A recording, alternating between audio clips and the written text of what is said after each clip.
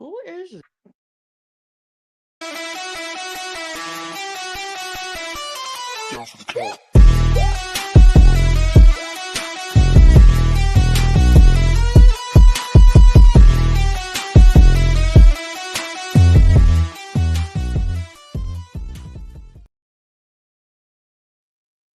All right, everybody, welcome back to the show. I am streaming over on my YouTube as well as Down for the Counts YouTube.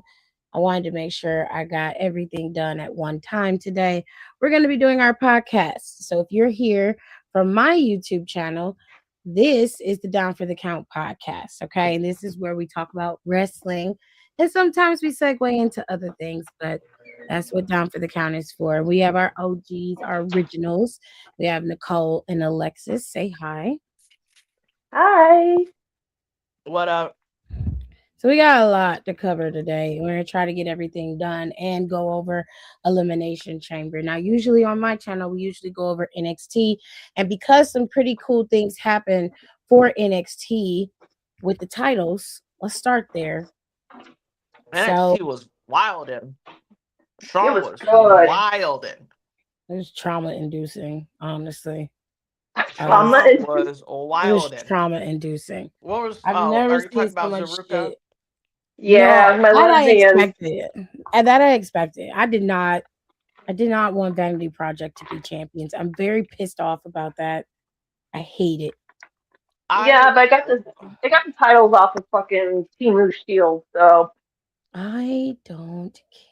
I don't care. The reason I wanted them off, really also wanted them off of Dark State, because I kept forgetting about the men having tag titles because of it. Oop. Well, I mean, she's not lying. Like, I consistently kept forgetting there was a men's tag team belt, and I have never felt like that about NXT. No, you always knew who the champions were. Even when Gallus had the titles, you knew. Literally, because they took that shit seriously. I said, what are y'all niggas doing? Yeah. Like, they're just hooting and hollering. I was like, you got tagged, like, be a damn champion. They're too busy trying to be little rugrats and not defending the title. So it should have low-key, if they were going to give it to anybody, they should have low-key let OTM pin them. Thank you. But also at the same time, I do not think Vanity Project is going to hold them belts for very long. I think they're going to be a very, very transitional champion, to be honest. Oh yeah.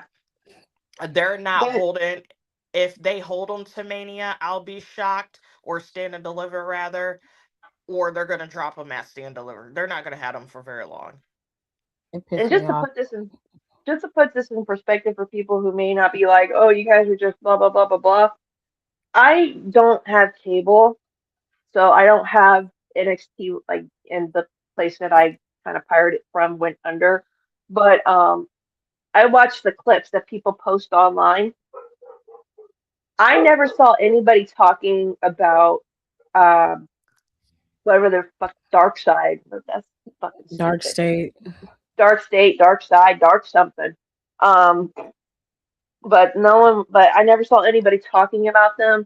Like, I had to go back and look on NXT today because I was bored at work, and I didn't see any recent clips of them doing anything with them tag titles besides them jumping people, and that was it. Because they haven't done anything with the titles. They just started. They do nothing but go, like I said, hoot and holler. No, yeah, but they just started. Like, it was a stop and start. So they had OTM going after the titles, and then they had Vanity Project cost them the titles. Okay. Then you have Hank and Tank going back after the titles. OTM, the Culling wanted the championships, which in all honesty, I would not have been mad if the Culling took the titles off of Dark State. And I can't stand Shawn Spears. So if it was something, I was right there with you. I wouldn't have had a problem with any of them taking them, except for Hank and Tank. I didn't feel like they needed them, leave them out of it. But I would have been fine with OTM because I felt like they deserved it the most. And I really wouldn't have been mad if Cullen got it, because you would have got a good program with whoever went up against them to take it off of them. I just felt like Vanity Project hasn't been there long enough to get the titles. Now, don't get me wrong, they're not bad wrestlers. I'm just not a fan of them in that regard. But they to me, it just was an upset that I don't feel like it had to happen, but it is what it is. So we can't really harp on it too much.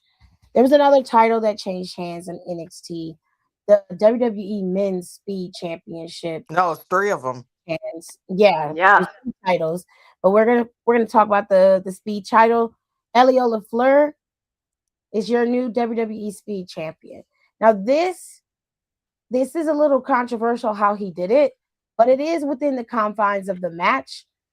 Eli Knight just had to be a little bit more savvy about how he finishes his matches, especially when it comes to a triple threat. I didn't like Jasper having the speed championship. I don't like Jasper at all. And I'm usually a big man guy when it comes to the wrestlers and the style of wrestler that I like.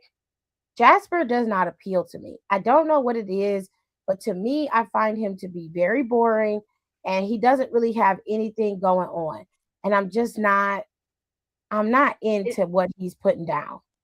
Is that the guy that you don't like because he's just loud and he yells? Is that the guy? No, Jasper's quiet. Jasper, Oh. you wouldn't even know he's in the room until he starts messing with people. To be fair, if I had to pick between Keanu Carter and Jasper, I'm gonna pick Keanu because at least with Keanu, you have character. There's something there with him. Jasper doesn't give you anything but WWE 2K created call character, something that is made by somebody else, but it's very generic, very basic, and it's just not. It doesn't do anything. And I also, sorry to interrupt you, Tiff, but I just didn't want to lose train of this sentence. I think we eventually need to have a conversation about these LFG people. I have to agree. Yeah. I think they should go through Evolve first before they come to NXT. I think most of them suck. I If agree. I'm being completely honest, they Yeah. suck. Mm-hmm. Yeah. Yeah. Like, I don't like it. Look at the one guy that they made like the villain of the fucking and that, not to get distracted from NXT, but that guy from LFG where they were like making him the villain and then like he won and everyone was like, "Oh, we can't believe he won." And we're like, "This is so fucking scripted." He didn't even fucking make it to make a debut and he was let go. I knew LFG was full of shit when they had what's his name that was on there, that douchebag that finally got released. Oh yeah, yeah, the backwards And hat he's frat boy. literally, and that was Yeah. like at that time, like the third development type show he was on, and that's Yeah. how I knew that program was full of shit. And What's I his was name? like, BJ or some shit? Yeah, that was the same guy I was just BJ talking something. about. He's yeah. That was his third because Damn. he was on something else. He did like some type of like real quick web show. He was Yeah. on the Roku show. Mm-hmm. Yep. Mm-hmm. And then he was on this, and I was like, "What the?" I said, "LFG is full of shit." I said, "What is this?" I was glad he didn't make it because I would have been pissed if he was on my TV. I'm dead ass. And then he would say some real weird shit about Liv Yeah. Mm-hmm. that I did not like. That I felt like somebody should have been checking him for. Word on the street is that the reason he got fired is because they heard him saying some worse stuff than he was already saying, and they were like, no, you need to go." Like, Yeah, He because should have been fired. he thinks he's paying. He thinks he's like it's like a game. and it's not. No, I think he just thinks like everything is a fucking game, and Everything's a it's promo. yeah, like Everything is everything's a promo. Like yeah. he's just getting himself over, and Yeah, it's like, no. and I think he just thinks like he's just being like, "Ooh, I'm being like fucking edgy," like. No, Yeah. you know what he was. You know Like what he that's was trying literally to be. I'm dead ass. You know who he reminds me of? Who was his name? Who used to do that? Freaking TJ. Oh Perkins? yeah. Yes. Oh my Yeah. god. Yeah, you're right. Only reason I thought of him because I randomly saw a clip of him wrestling in like triple A like very recently. I was like, I forgot he existed. Yeah, he's Not wrestling for there. real. And I I saw got the same upset that clip. I got reminded he existed. Yep. And They I did said I not he was saw the at the appreciate same that. clip. performance center. They said he was They at the better not. performance center. They better They, fucking, I swear to God. well, Hey, the he thing was there is, before. It wasn't The like he worst wasn't. thing about TJ Perkins is that he's not like he was even like a creep. He is just an asshole. Yes, he's an for asshole. real. And that's the worst part. I would feel so much better if he was a creep. No, I Because like it'd the be fact I that he's would an no, I mean asshole. like I would feel better about me hating him as much as I do. I Like don't to think you like should. it makes more sense to me like okay, you have a valid reason to actively hate this person. He's an But yeah. asshole. It's okay. he's Well, That's just a a valid terrible reason. person, and that's bad. I'm That's a valid sorry. I reason, feel like though. that's worse. there's It's a there's a diff. reason.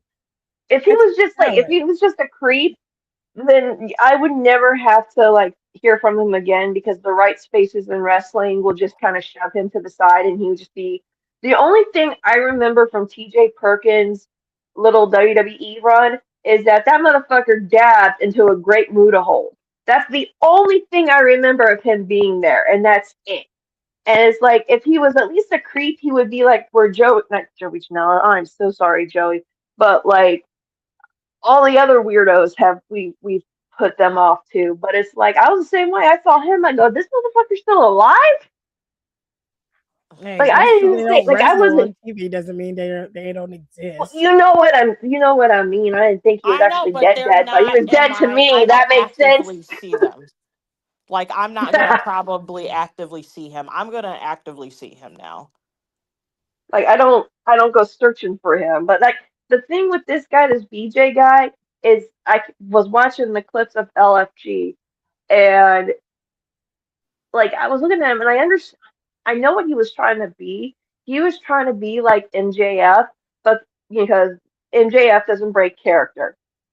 When he's in that role, he's in that role, right? Problem is, Max, He low key broke character twice recently. right? But Once was obviously like showing support, not support for Ice, but support for F Ice. And like he said mhm, like a lot of like and stuff, which some people are like, oh, I'm shocked. I'm like, well, no, not really. I said just because he's Jewish doesn't make him crazy. Yeah. mhm, And also his wife is part Palestinian, so I was not one bit fucking surprised by that. not, and Um a lot and of then the people have one said, oh, was sorry. that who's that mogging dude? Does anybody know what I'm talking about? The guy who like breaks his face to like make it look better. Handsome Squidward. Like it's like clavicle something. Someone Oh, is that that literally weirdo that showed up on my social media this weekend? Because I have no fucking maybe idea who it's the like the hell he is. clavitor, the clavicore, but this man kid super mentally ill, but he's like typical like you know that rhetoric, and it's Yeah. like and it's very like self-absorbed and like is like obsessed with how he looks and like how he presents and his like body and all this, and he literally like takes a hand he like and they show it like him like breaking bones in his like face so it can heal back better so his jawline is sharper, like What? doing like all these like crazy things. Literally was saying how he still does takes a meth to curb his appetite. So all he does is just work out all day, work out and like drink water all day, like shit. Like it's just the most insane things.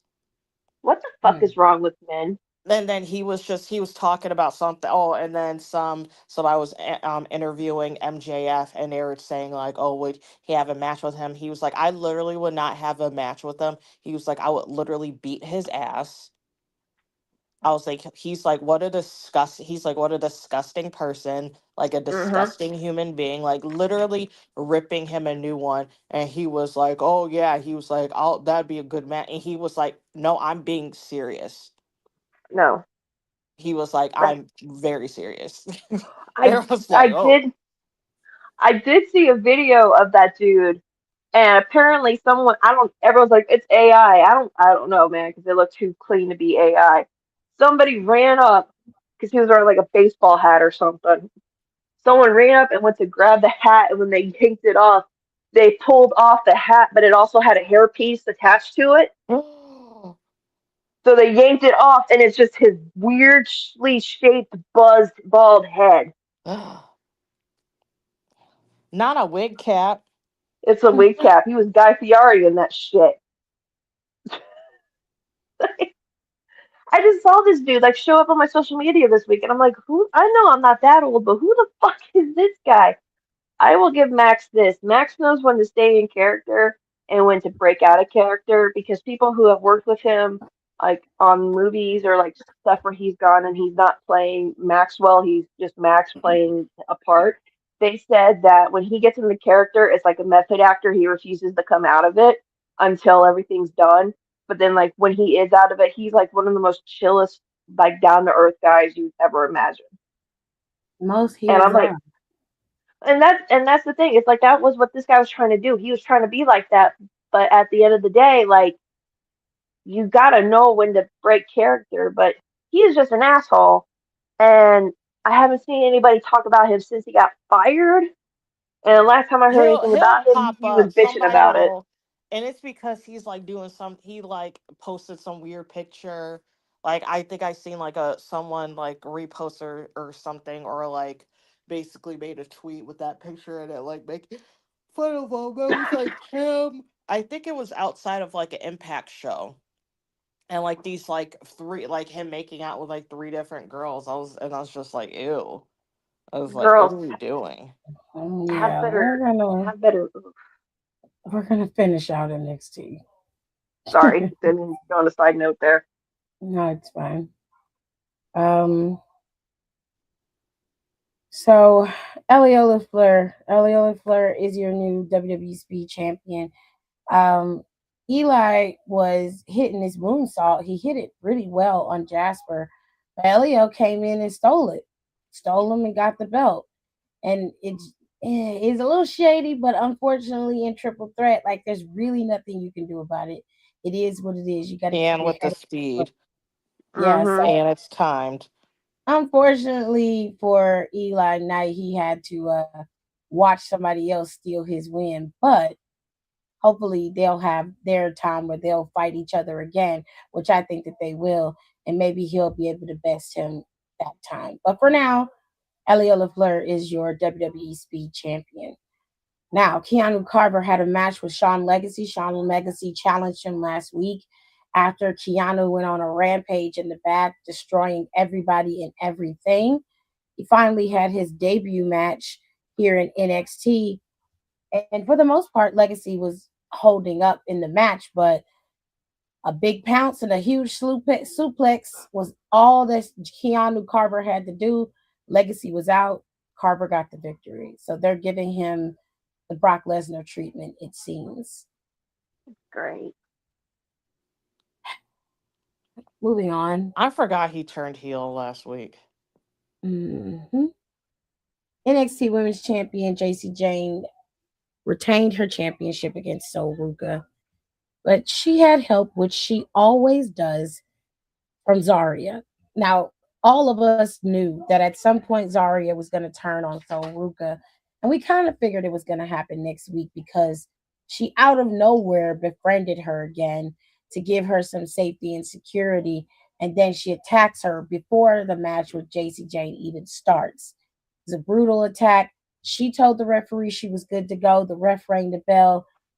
Jacy Jayne hit her signature and the match was over. And then Zarya continued her assault on Sol Ruka, and it was a brutal assault. And she basically told her, fuck you and we're friends. And she called her a bitch pretty loud and left her there hanging off of the announcer's table after she beat the hell out of her. Was I surprised? No, because you kind of saw it coming. I low key wish they would have left them fractured rather than to have them come back together only for them to break up. I wish Zarya would have came out there before the match, beat her up and all that other kind of shit, and then did that. That way, to me, it would have been more cohesive. It's not a shock that Zarya did this because it's been a long time coming. So it is what it is. I don't know. Obviously, it's going to lead to some type of fight between the two of them, probably similar to what happened between Ricky and Javon. Soul will probably lose. Zarya will get put over, and Soul's going to be pulled up to the main roster, which is fine because they were never going to give that girl that championship anyway. And Jacy Jayne hadn't defended her championship, and she has become quite irrelevant as a champion as well. So that's not good to be an irrelevant champion on your second title run.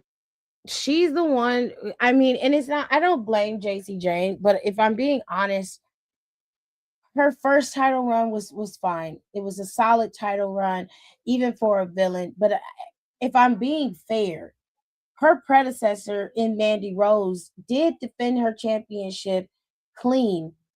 Sometimes there was at least one or two title defenses within the other title defenses. Like they would give her a few and then she would do some that were clean, or like one or two that was clean. I think I can count on my hands how many times Jacy Jayne has had a clean title defense with no interference. I don't even think I can remember one. And I stand by what I've been saying about her for a while. I don't doubt that she's good, and I don't doubt that she's a good villain and a good character. What I doubt is that she has the ability to carry something without having people flanking her and being on her side. I need to see that. And I understand that some people are like, that's not fair. But if you look at the other people that have been brought up that were champions and that weren't champions, like if you notice, a lot of people had to go through a lot more rigmarole. Lash Legend being one of them. Lash had to be a heel first, didn't really get the chance to be a face ever. It was a slow face turn, maybe anti-hero towards the end of her NXT stint. Then she gets up to the main roster, put back in that heel position. It works for her though. Okay. Then you have the other girls like Julia. You've got Stephanie. You have Roxanne. Roxanne had to turn and become a full whole villain before she was trusted. Like Jacy Jayne's great. I have no issues with her. But I want to see what she's going to do when she doesn't have Fatal Influence or Toxic Attraction or Chase You. You ain't got nobody. All you got is you. So what are you going to do? I want to see how much you flourish then. I'll take, sorry to put in, but I'll add to that example, Cora Jade literally had her turn her heel. That bitch been a heel ever since. Yeah. She in a different company and still a damn heel. Yep. Yeah. I just want to see something else from her. What else can she offer? Because I don't mind her being a villain. I'm fine with that.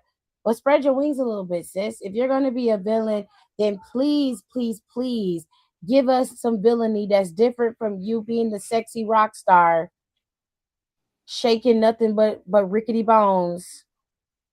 Please. Ooh. I just need to see something else from you. That's all. But she retained. She's still champion. I don't know what demonic entity she got on her side, but she keeps it because it keeps working in her favor. At this point, I'm like, I don't even know who's going to take it off of her. Do you care though? I do, because I'm excited for that person. For the person taking it. Fair enough. Yes. I understand that. I don't want it to be Kendall Gray though. I feel like it will be. And I will not like that because I feel like it's too much. Like, I think she's good, but I think we need to slow our rolls with her. I also don't like the fact that you got both Evolve champions in NXT. Yes. And then neither one of them have dropped their fucking titles. And you got the GM is and the GM got pulled and he was a commentator on Evolve. So y'all really just stealing from them. I stand by what I said before. I still think Johnny Gargano is going to go down there and be general manager. I mean, it's something for him to do. Facts. Yeah. I still think that that's going to happen. Hello, Don. How are you? Thea Hale beat Blake Monroe for her speed tournament.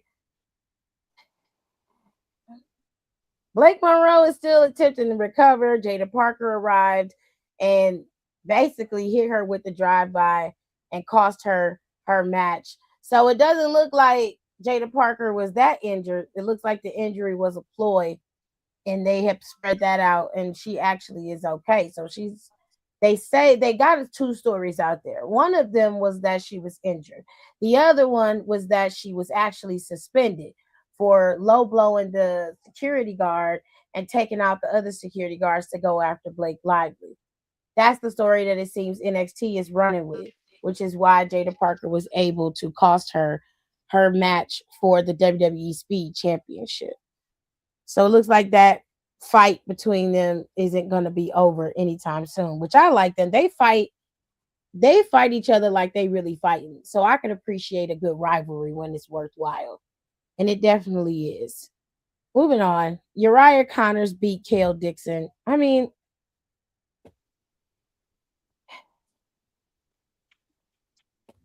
Yay.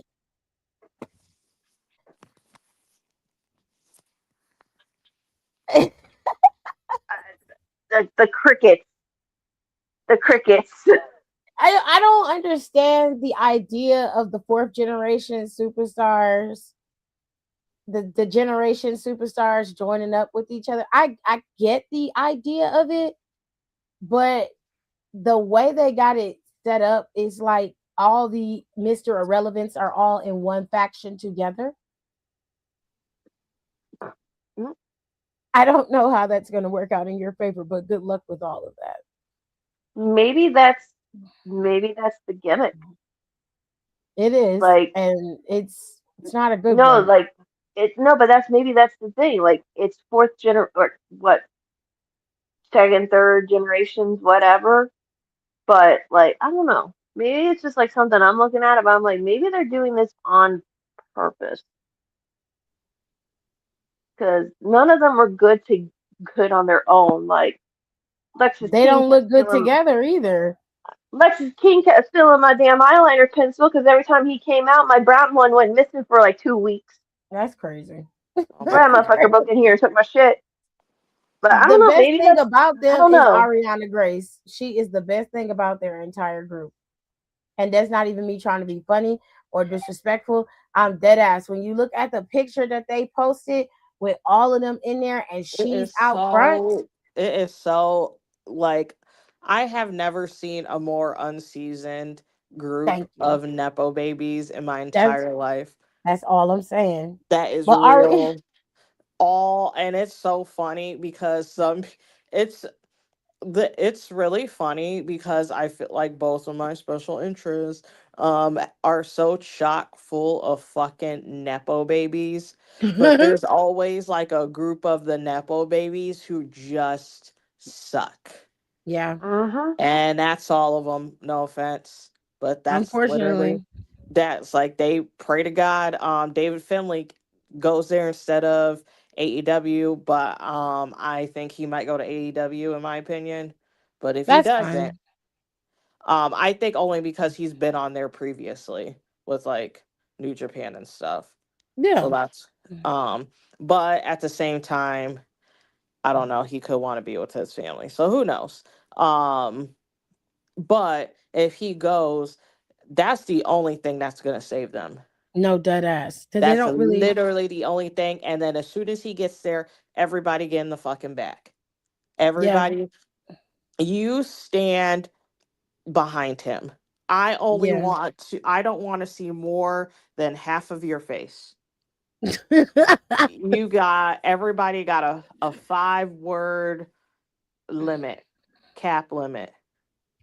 Right now, they just look like a rag'em tagg'em bag of idiots. Like I said, the best thing about them is Ariana Grace. She looks the best out of all of them. She's got the best personality. Wrestling wise, Ariana Grace is good. She still needs work, but she's good. But Uriah is still very young. And as far as I'm concerned, he also needs work character wise. Even now that he's a heel, it's very basic heel shit. There's nothing special about him. There's nothing to him that gives anything other than what I described when it comes to Jasper. It's very much created character energy.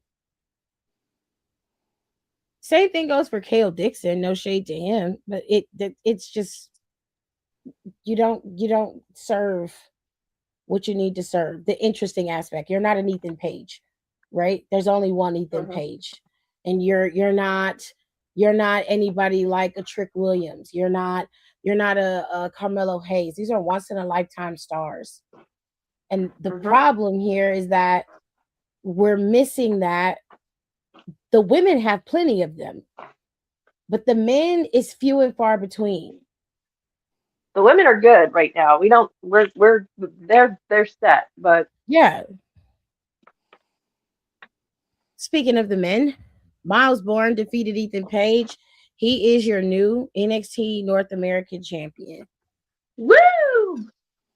I'm glad for Miles Bourne. He deserved it, and I hope he changed that belt back because I hate that red and white belt. I hate it. I hate it so much. Please go back to the brown strap. And I hated the North American Championship, but I would rather look at the OG belt than that monstrosity that Ethan Page was walking around with. You didn't like the Canadian version of it? No, it was god awful gaudy, and it's just not. If it was red, I wouldn't have an issue with it, but it's red and white, and I'm just like, why? Why did you do this? Why would you do this? Well, the man wears pants that don't even cover his ankles. So, I mean, are we really asking if he has good taste or not? Now, wait a minute. I give Ethan Page a lot of flack, but let me tell you something. That's a good looking man. He dresses very well. Most of those guys don't know how to dress at all. And Ethan Page does dress nicely, in my opinion. For his height, the style of it, he's got a bigger leg. So, of course, things are going to be tighter on him. But for the most part, he dresses really well. He keeps his skin tan. He looks nice, and he's very cute with his glasses. Oh my gosh. He's a very attractive man. It's just when he opens his mouth, just like, don't fucking talk. Don't talk. You're ruining the moment. Please. Please. Jesus. Don't talk. But I love him. I think he's a beauty. He is one of all of the heels that I despise. I love Ethan Page for the right reasons. Because he's an asshole, I love him for that. But he looks pretty while doing it. So I can mute the TV and be like, you're attractive and I like this. So that works for me. You're an asshole, but you're pretty. I like you. Yeah, it's like that works for me. That explains Tama. Oh, I love Tama Tonga. I don't care what anyone says. That man could destroy everybody in that locker room, and I'd be like, justifiable homicide. Don't worry about it. It is what it is. Oh my god. It is what it is. I love that. That man was back there speaking Japanese for like 3 weeks, and I was like, excuse me? Pardon me?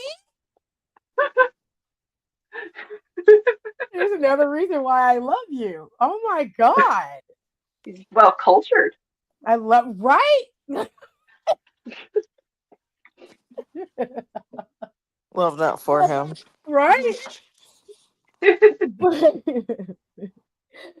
So Bourne is champion and Ethan lost, but Miles Bourne, isn't he like the first deaf champion that WWE has had? Yes.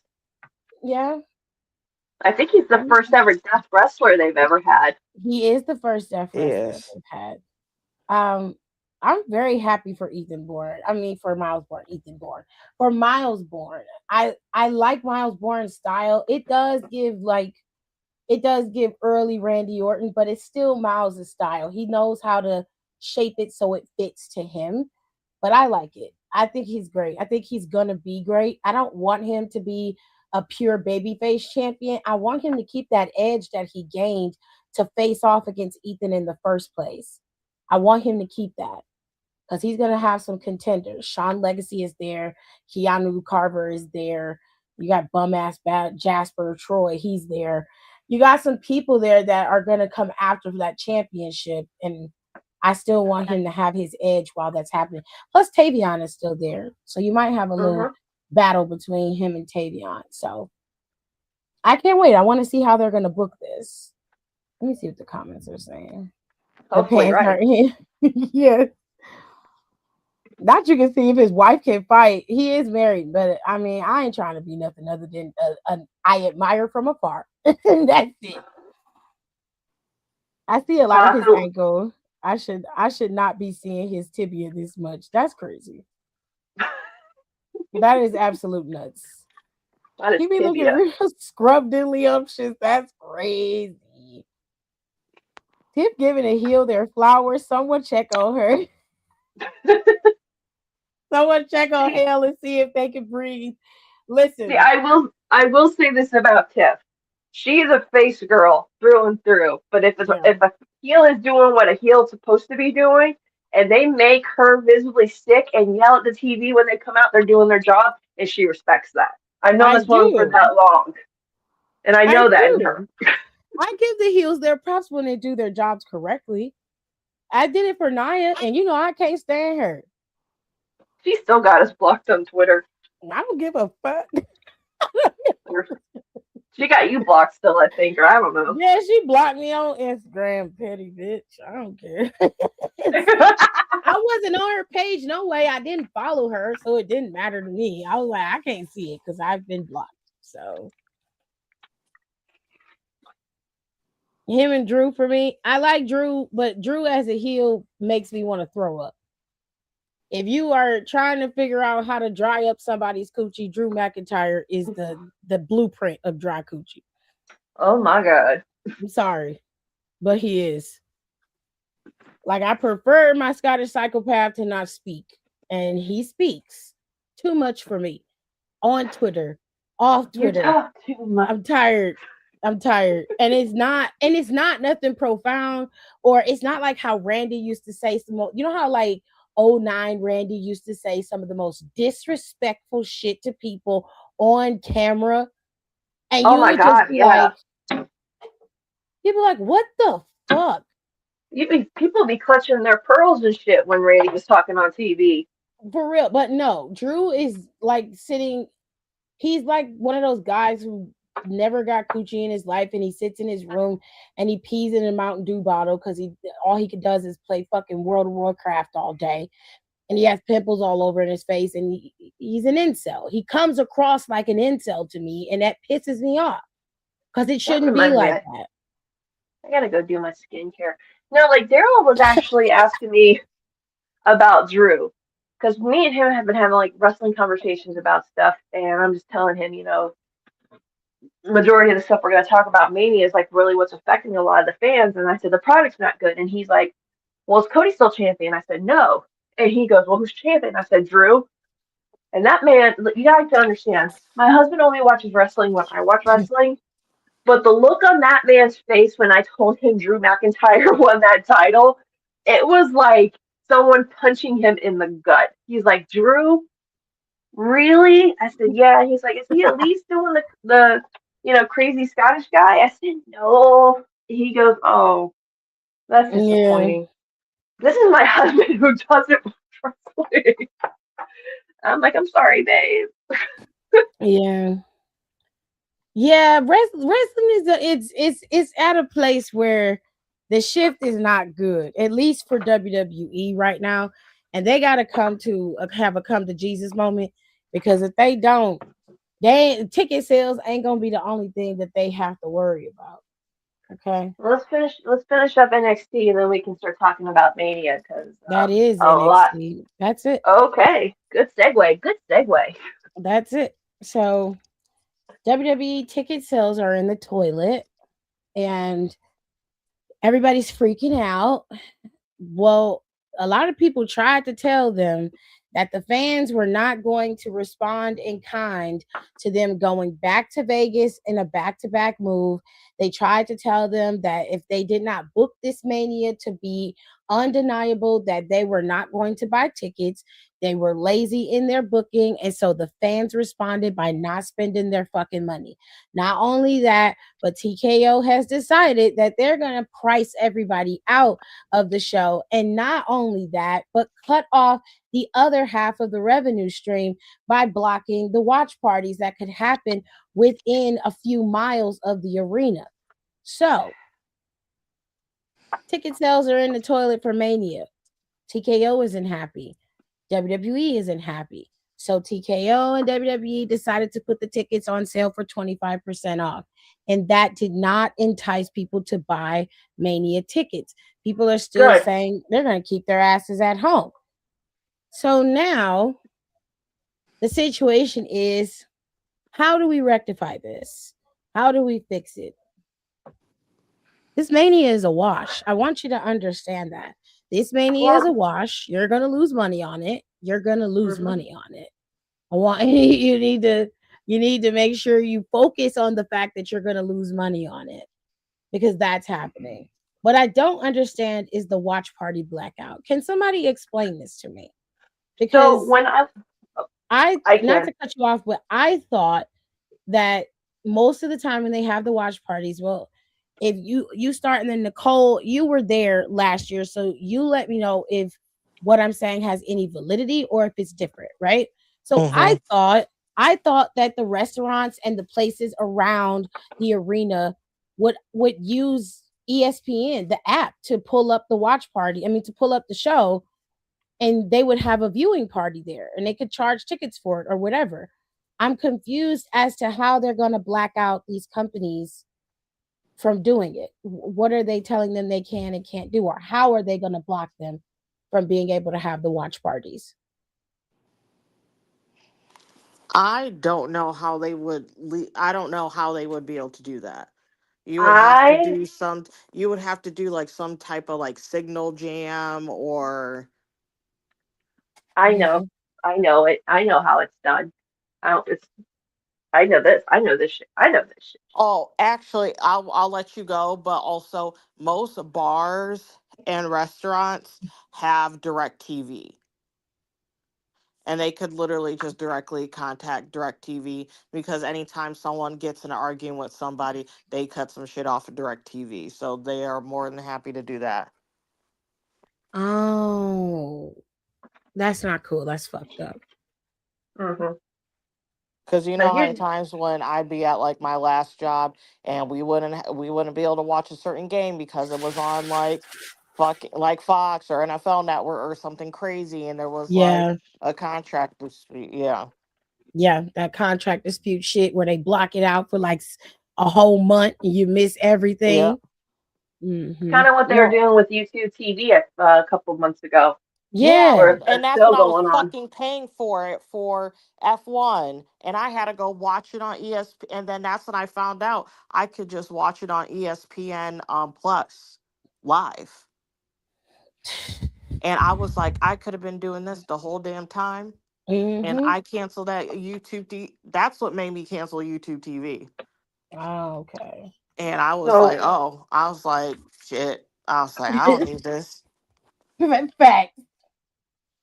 So when I was younger and me and Daryl, we weren't dating. We were like, like we had just like met each other for the first time through our mutual friend. And we went to this place in Brandon called Barnacles, and it was a bar. And every time the WWE had a pay-per-view, they would buy the pay-per-view and they would show it at the bar. Like that would be like their thing. You come in, as long as you're ordering food, no one's caring what you're doing. Just order food, take care of your waitress, blah, blah, blah, blah, blah. So I met a girl, because when I went to college the first time, I met a girl who worked there. And she explained to me that I think this was before everyone switched to DirecTV. This was like 2003, 2004. So I'm really dating myself here. Back then, that's when you were only able to get PLEs or pay-per-views was buying it directly from pay-per-view. The way she explained it to me, let me see if I can remember this because this was almost like 20 something years ago. The way she explained it to me is that only certain places have permission from the WWE to show their shows.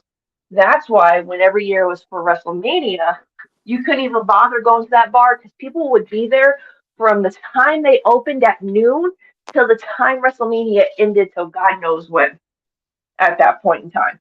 So how did they stop you from viewing it? Because like you could just buy the goddamn pay-per-view.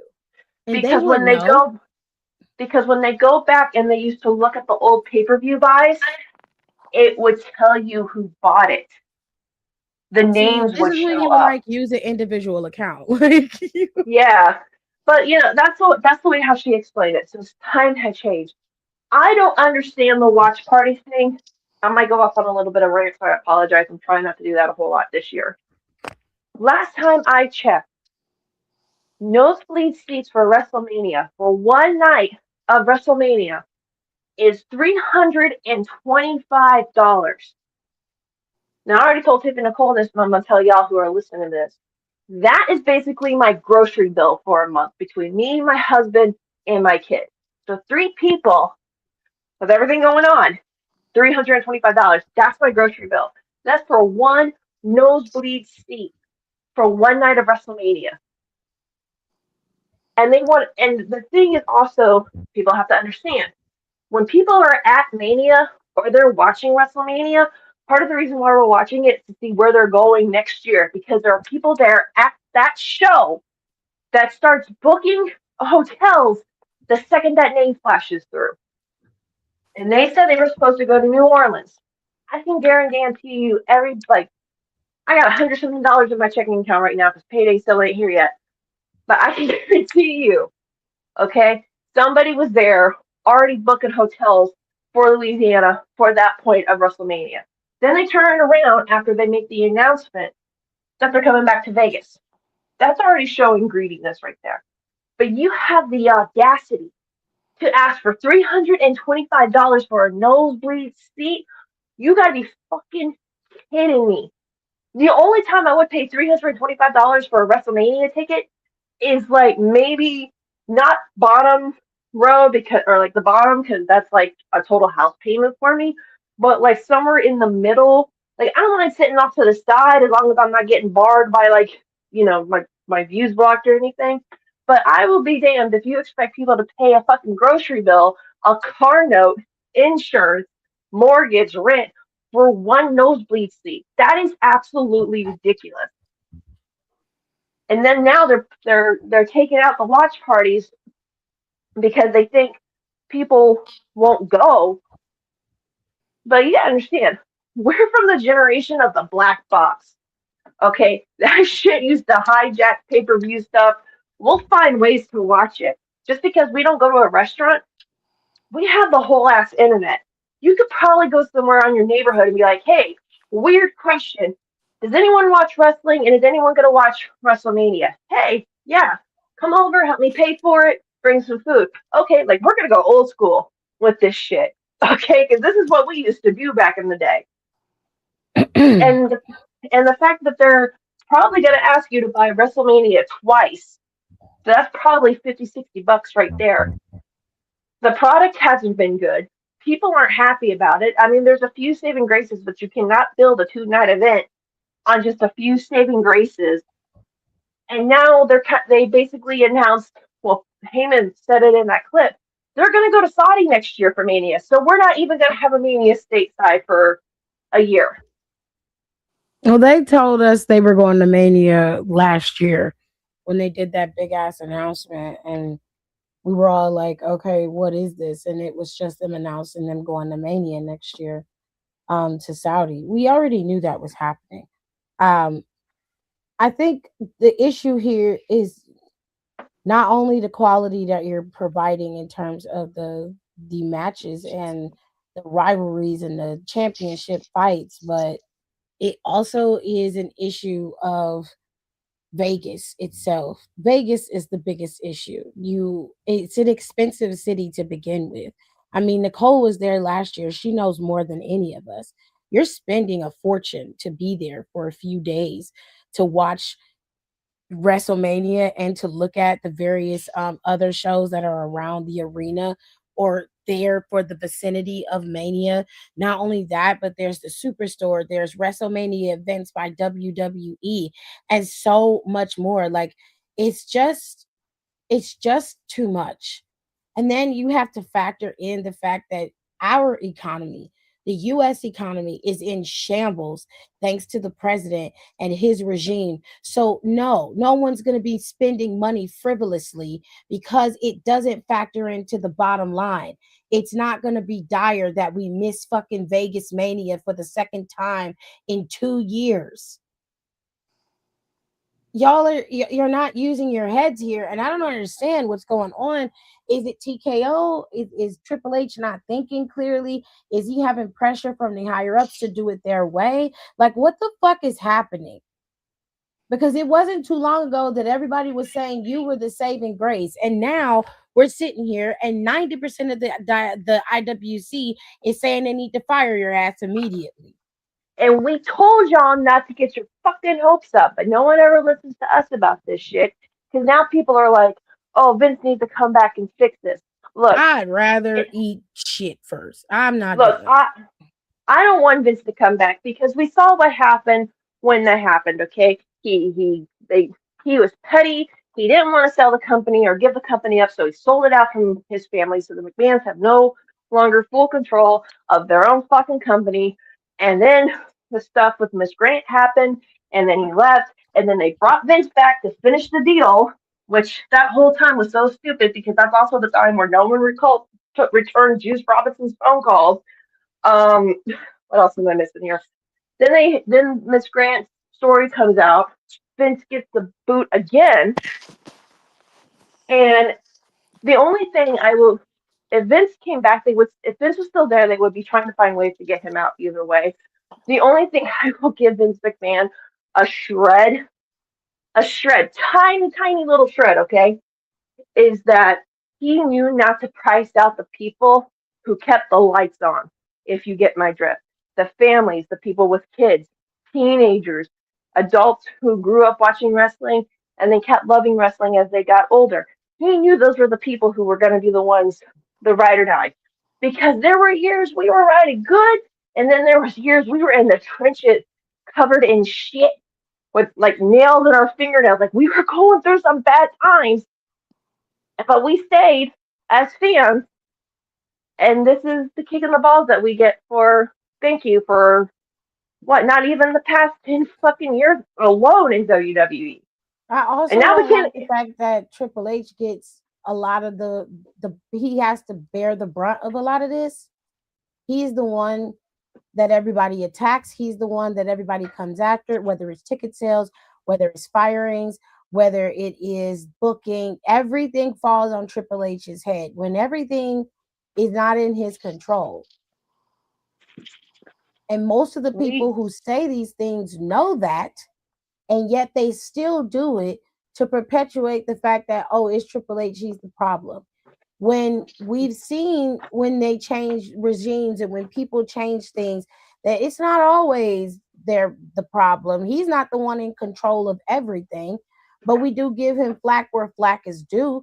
However, in terms of ticket pricing, that's not on him. That's on the parent company. They're the ones who are pricing out the fans because they're the ones who made it clear that they want WWE to feel like a luxury adult entertainment. They don't want to be catering to families. But Vince McMahon catered to families even when they were still adult entertainment. The prices didn't fluctuate. He still gave you decent ticket prices when they were having Lita and Edge having live sex shows on Monday Night Raw.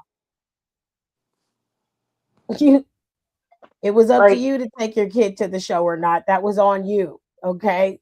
So I don't know. I don't like this. Doorbell. All Doorbell don't like it either. No, I know Nicole's gonna say something, but like y'all have to understand when it comes to TKO, and I'm just gonna say this is my piece, and then Nicole and Tip can have the floor for the rest of the conversation because I talk a lot. I'm sorry. Um, I have a coworker of mine, and he used to be a huge UFC fan, and he told me he would buy all the fights. This was like when you can only buy them on pay-per-view, that kind of stuff, and he loved doing it. That was like highlight of his fucking month or whatever they had him, right? And then he told me as soon as TKO got their claws in the UFC, a lot of the real UFC fans left. And a lot of these people who aren't really UFC fans, but because it's a high luxury item and they know they'll be seen if they go to a UFC fight, that's who's going there. They did the same thing to UFC that they're doing now in WWE. And that's nothing to do with Triple H. That's TKO as a whole. And while we do need to hold Hunter's feet to the fire, this is not one of those situations that we need to do that. This is a TKO thing.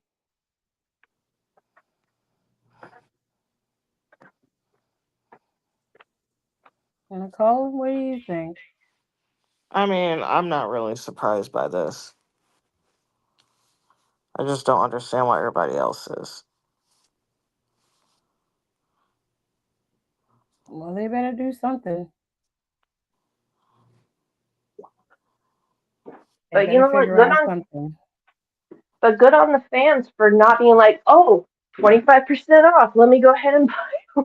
I saw one guy's like, yeah, drop that to 75% off, and I might be interested. They just might. They might have to because they ain't finna fill out that stadium. They're going to have to do what they did inside. This is Las Vegas we're talking about. You're talking about having people come back to Vegas. They're upping the prices there. Everything is overpriced. It's too expensive to stay. The hotel stays are outrageous. It's like you're paying a fucking mortgage to go and stay for a few days. This is getting ridiculous. So I have a question. Though, real quick, adding on to the watch party thing.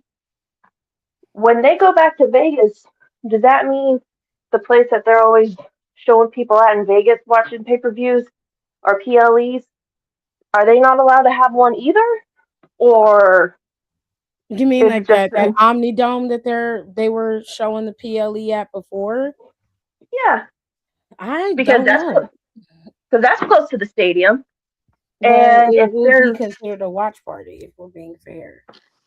So kind of makes me wonder if they're gonna pull some shit at 0 hour, because if they don't and they allow a watch party to go on there, the fans are already rabid. They're gonna be goddamn feral if they allow that, but nowhere else is allowed to have it.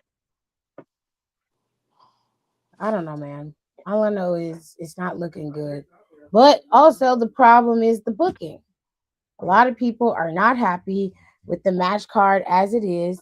They're not happy with the matches that they're going to potentially get. A lot of people are talking about Stephanie and Liv's match. They said, that could have been on a different PLE. Personally, I mean, it was bound to happen one way or another. I didn't have an issue with it. I knew Liv was winning. I figured she would pick Stephanie. She's going to go after the belt that she wants, which is the world championship belt. The question leaves now, where does that leave Jade Cargill? We know Drew is going to probably end up in some type of triple threat fatal 4-way match. It seems like they're getting ready to start upping the ante with CM Punk and Roman Reigns later on down the line. They're going to be in Indianapolis next week, I believe, and he's supposed to be there.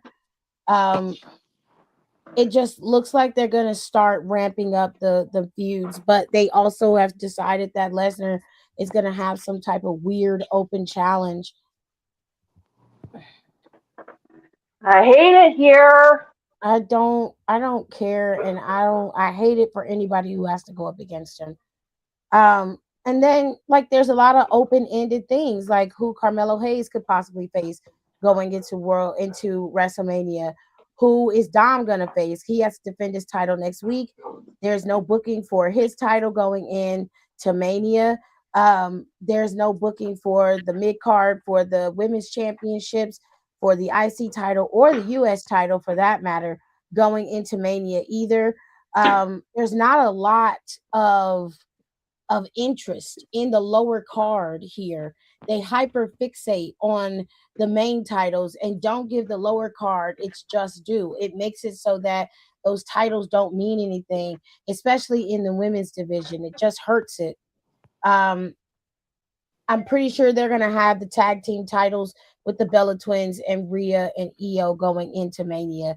Fine, whatever. They're gonna give those heifers the damn titles anyway, so whatever. Whatever. You got all of that, and then there's no non-title feuds right now. There's nothing on the non-title side going into WrestleMania to anchor or help anchor the show. So their booking is in the toilet. And Paul Heyman was recently on the Busted Open Radio podcast, and he was talking about how they should be booking right now for WrestleMania next year in Saudi. And he's absolutely right. His idea was to book backwards. I respectfully agree. The idea of how they book it always baffles me. They're booking up until Mania most of the time. They're always still coming up with new ideas, and I'm like, this should have been set in stone months ago. I don't understand why we're still having to have conversations about who Jade Cargill is going to go up against. Because if something happens and her opponent goes down, you've got at least a month or two to fix this. This is what happened like with the Vision now with the injuries. Seth went down. Then you've got Braun Breaker going down. Then you've got Bronson Reed down.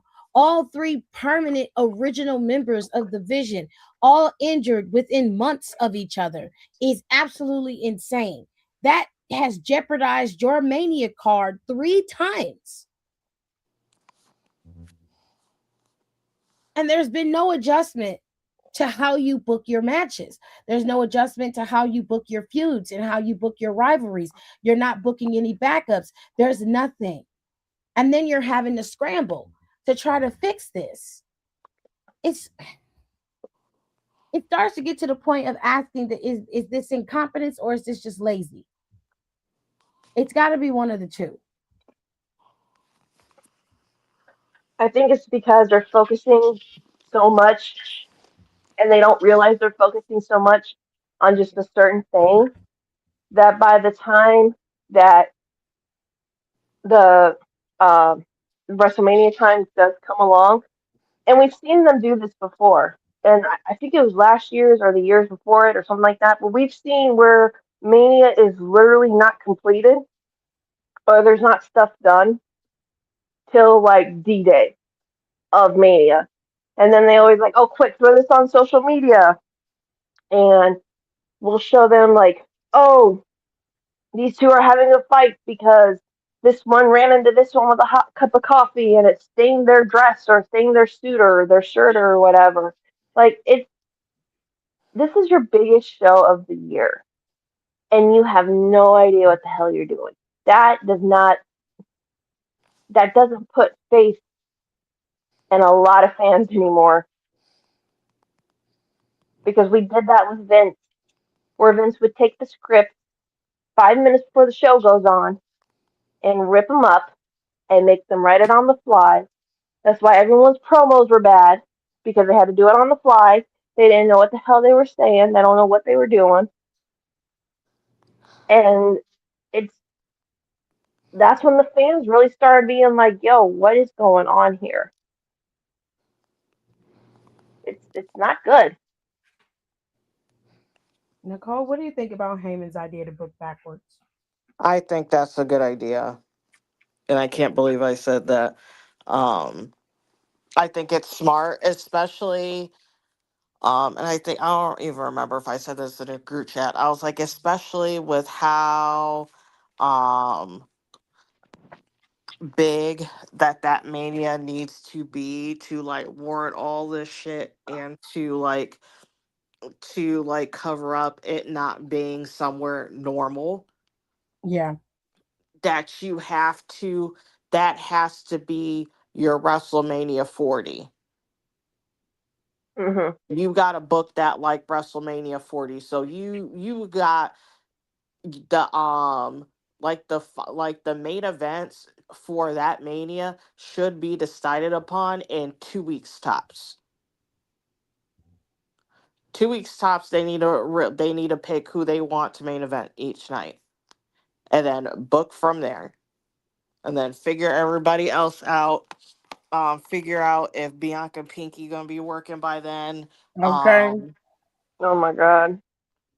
I mean, She just honestly, had the it's surgery. I mean, so that should be fine. She should be healed enough by then. It's another year. We mhm. can You can have her and one of the other nights. She'd be the other main event. Like Mhm. she wouldn't be the main event, but she would be the Saturday one. Stop booking nostalgia matches. Yes. Mhm. You can you're allowed to have a nostalgia pop, but have a segment like what was that Mania? It's the When the one where Hardys came back. when everybody wore all those belts, and then everybody hated everybody that won the belts like 2 months later. It's the year like Kofi and Seth and Becky won, and like Mhm. everybody Mhm. got exactly what they wanted, and then everybody hated it 2 months later. Mhm. I think the only people that didn't get hated after that Mania was the Iconics winning the women's tag titles. Yeah. No, they kind of did a little bit. It was a little bit later. What I But I mean, always they hated had them. that So segment they had with John Cena was good. yeah, That he but was at he was at that one, right? I think yeah, that's so. the one where he was trying to get into a match with the Undertaker. I don't know what it was. I Well, don't think that anyways, was that at that Mania. I don't That was know. at I think Mania. actually no. I think I mixed up manias. No, that was at Mania because they John Cena was sitting in the front row, and then one Mhm. of the No, security guys. I'm thinking about the wrong mania. That's not Yeah, I what I'm think she's talking about. mixing Yes. two Anyways, manias what my thing together. is, it was a decent amount of time so you can eat up time off the clock, but it wasn't forcing them in a match. Right. Yeah. Like we need to bring back segments. Or Like do or cinematic matches like the fucking graveyard match with AJ and Undertaker. I love that match. And it wasn't even really a match. It was just AJ was a hick walking into a redneck's house uninvited. Like that's pretty much what happened. Okay, They beat the like, hell out of each other in that match, though. It was good. it I was thought it was it was fun, good. and it's worth stop booking Brock Lesnar in matches in 2026. You Just why? know? If they have a match where Gunther retires him, I will actually cheer for fucking Gunther. I don't think they're I gonna have that. They are doing this open challenge shit, but It just makes me worry because Tiff mentioned this in our podcast group chat is that we have the feeling that one of the men going into the elimination chamber aren't going. The rumor is one of them is not going to make it into the chamber because Lesnar's going to jump them and take their spot, and I no, don't want that to they're not fucking gonna do happen. that anymore because he has his own yeah, thing he got something to to actually Mania. do. So Mm, they decided to scrap that. So he will have his match, and I think one of the chamber opponents are gonna challenge him, which most people think it's gonna be LA Knight. Um sure, whatever. At this point, fine. Do whatever you want. I hate Um it here. yeah, we all do. It sucks everywhere. The injuries have plagued WWE pretty badly. Bronson Reed is the latest to get injured. It was a freak accident on Monday Night Raw. He tore his bicep. He is said to be out for 4 to 6 months. Okay. Braun Breaker hernia. He's not going to be got back for 6 months. He's also out for 6 months. He'll be back before Reed, but he's going to be out for 6 months. Seth Rollins is in rehab, from what I understand. He's been rehabbing, but I believe he was rehabbing before they made this announcement.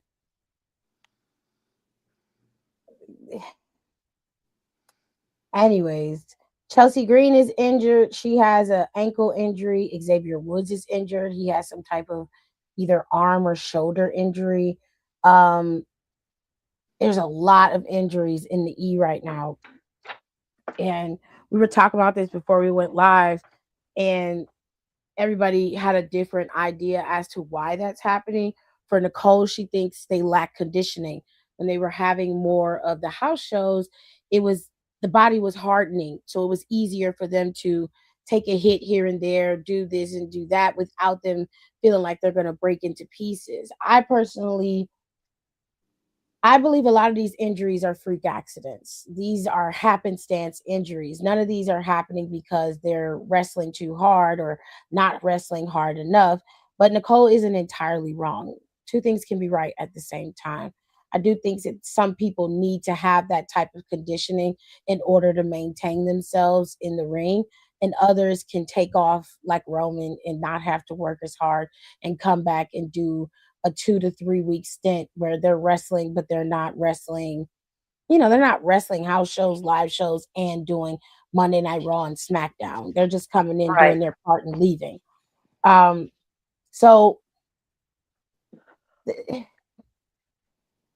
I think this has a lot to do. Now, some people think, y'all know Black people, okay? We do not do superstitions very well, okay? And a lot of Black folks, we do. I'm just gonna be honest. A lot of Black folks believe in omens, and what you put out, you get back. Now, Seth Rollins feigned an injury. I said that when say that? I said that. I said that. Oh yeah, she did. That guy. Seth Rollins feigned that injury. They all planned that shit. Everybody that knew. He's down, Breaker's down, his whole group goes down. The whole group is destroyed. You know that guy that we've been sharing his videos a lot in the group chat lately? I can't remember his goddamn name. I think his name is Joseph. You know who I'm talking about? Yeah. Okay. He actually I watched the video of him today when I was at work, and he was saying the same thing. And he's like, I don't want to sound like, you brought this on yourself, but you kind of brought this on yourself. I mean, to be fair to Nicole said it right after he did the shit. I say you play with injuries. That's what she said. I say you never play. I was like, you never play with injuries. It was right after he did the shit. She said it, and then not too long after that, he gets that shoulder injury at Crown Jewel. I mean, look, I ain't saying that. I ain't trying to wish no ill will on nobody. I wish y'all nothing but speedy recoveries. I don't like injuries. I don't like to see people injured. And that's never anything on anybody in this podcast or wish on anybody. I mean, we just saying what you put out in the universe, you get back. You get it back, babes. Now, I'm not saying that anybody deserved it, but I'm saying what you did was a cause and effect.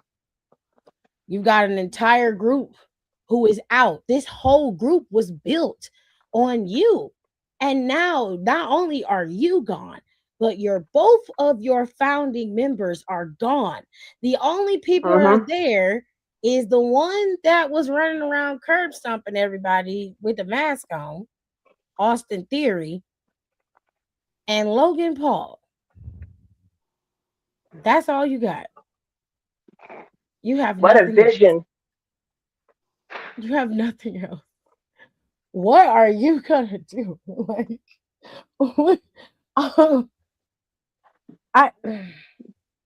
This ain't good. Like I'm not trying to laugh at someone.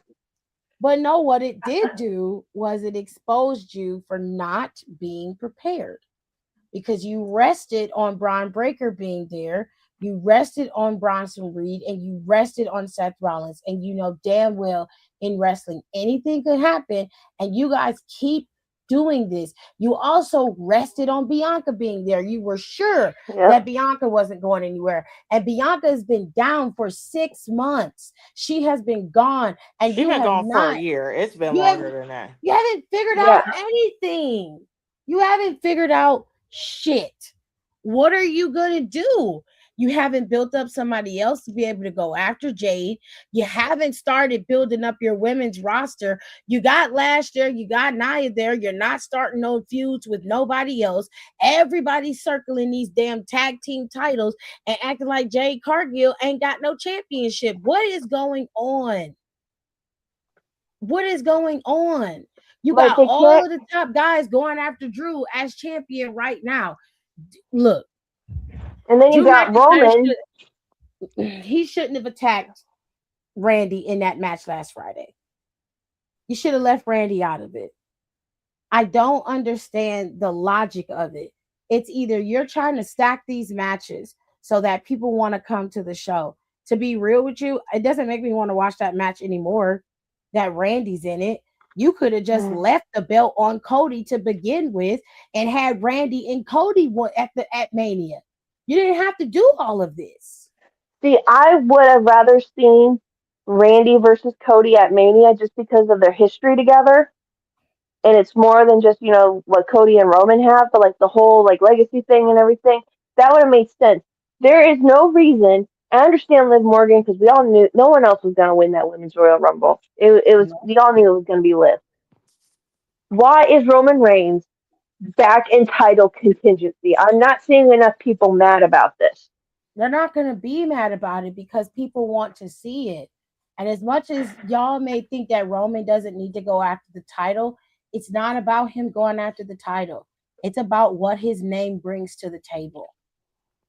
You got two of the biggest planets colliding at WrestleMania, and you're doing them a disservice because you put the shit in Las Vegas. Again,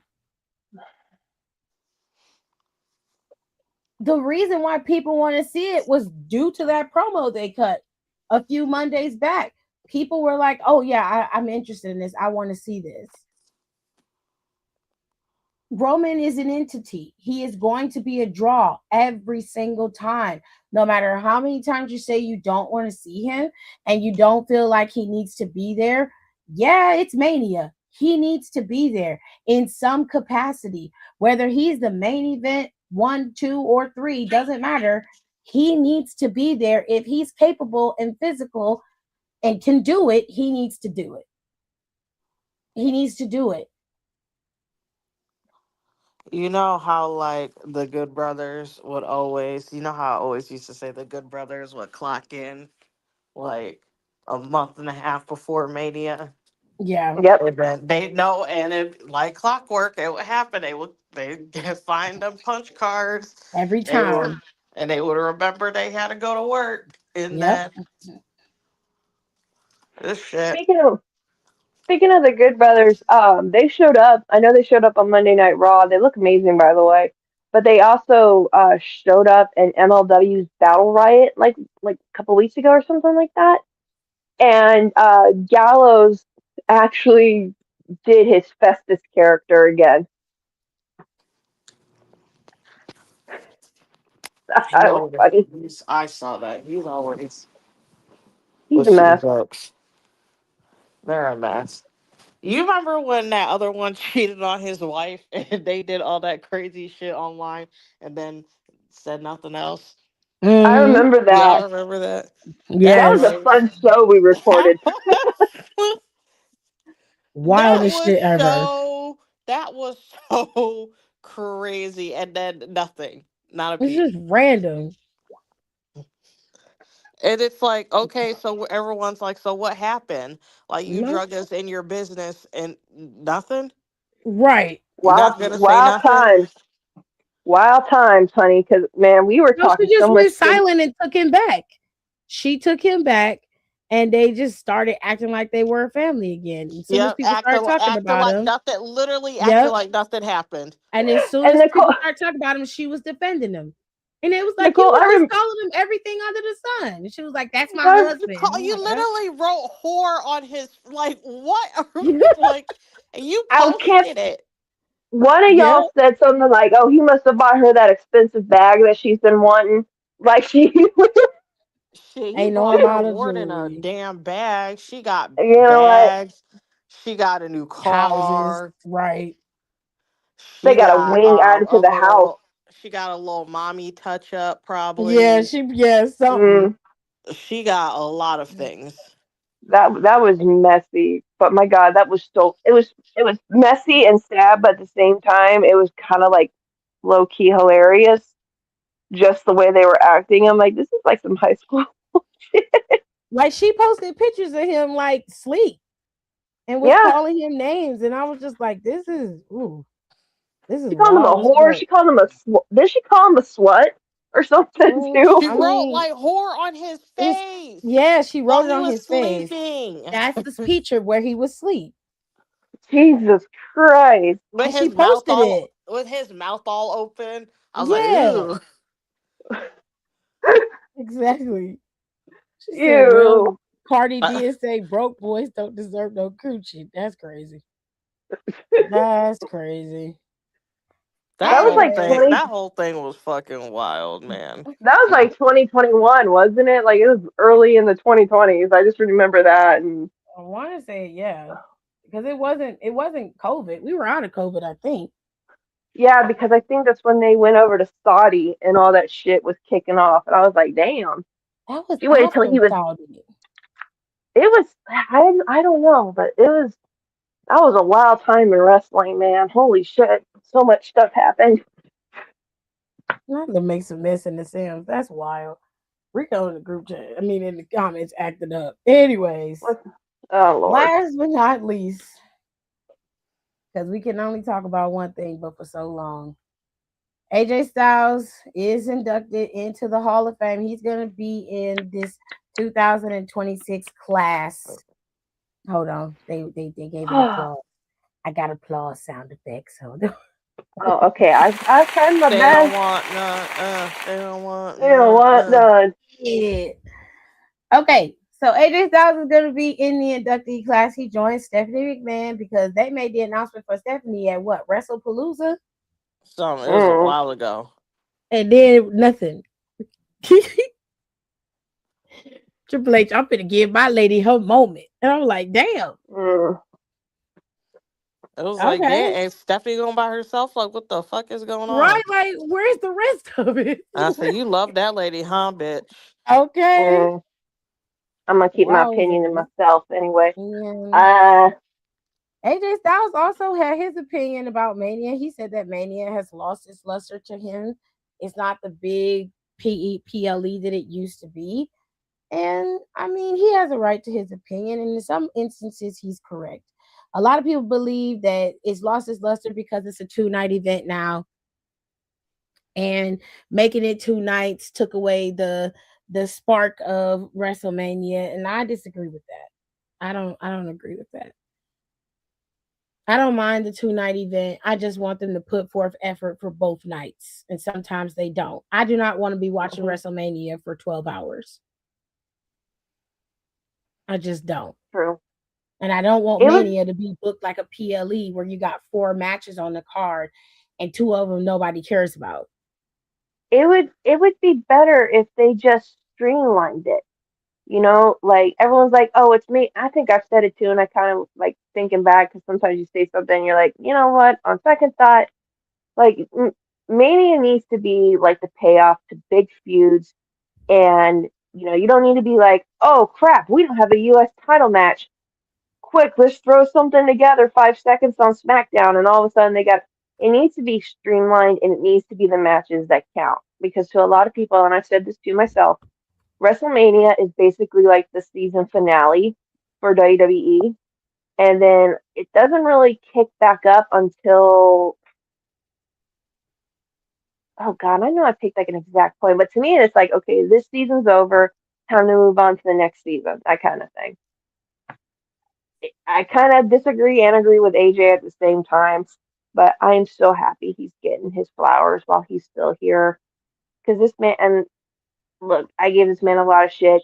We don't know if he's grown as a person for some stuff he said in the past. We love our leader of the gay community, and then I'm gonna sue WWE for emotional distress because how dare they do a video package to Creed's hire and not Right. expect the kids who grew up in the fucking Attitude Era or some shit to like start crying. I saw that shit at 5 a.m. this morning when I was getting ready for work and I was bawling. I was like, they Like, can't do this to us. Oh, I was a wreck. I was a wreck. I was just like, no. And I thought it was cool they waited till they got to Georgia for him to put his, his stuff in the middle of the ring and he was able to leave with his family and, you know, um, and I'm not trying to say this to be controversial or anything, but a lot of people are saying, why is this send off mean more than Cena's? And I'm like, I think it's because we knew with AJ we were on borrowed time because we didn't know when he was gonna. We thought we were gonna get one more WrestleMania with him, Wait, but what with did you Cena we say had. about John Cena? What's the difference? What did you say? I didn't hear the I first. said, oh, sorry. I think people are saying, or like, why does AJ's retirement feel more more emotional than Cena's? And I think what that had to do with that was Cena. We knew when he was gonna end. We knew when, we knew what his last match was gonna be. We knew AJ was gonna retire this year, but a lot of people were like, "Oh, we're at least gonna get one more match with him at WrestleMania. He'll get sent off that way." We weren't expecting it in January, like right out the fucking gate, or no, February. And I think that's why it makes it a little bit more emotional because Cena we knew, but AJ we didn't. If that makes sense, he just said, "Yeah, 2006. Holy shit, 2026 is gonna be my last year," but we didn't know when he was gonna end. And then, boom, the match happened at Royal Rumble, and now he's going in the Hall of Fame, which I rightfully deserve.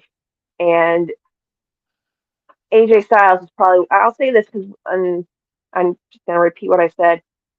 Our leader of the gay community, he may have grown as a person, he may have changed as a person because everyone's like, well, he said this and this. I'm like, okay, yeah. And what have you said when you were in your 20s and stupid and not educated about the world? Like, come on. But I really do say, and y'all know I don't say this lightly, AJ Styles is probably one of the best wrestlers to ever put on a pair of boots. And I will fight anybody who says differently on that. I mean, for me, my emotion for John Cena is always going to be different for anybody because he was my favorite. So it wasn't more emotional for me that AJ Styles was leaving. It just is emotional, and I think it's going to be like that with anybody who retires. But I think it was more for me. It's like I'm happy that he gets to retire on his own terms. He's not retiring because he has to. He's retiring because he wants to. He doesn't want to get to the point where he's wrestling and it's just embarrassing for him. And he doesn't want to be out there constantly doing this and his kids don't get to see him. And what really broke my heart, like I said before, was the story with his daughter.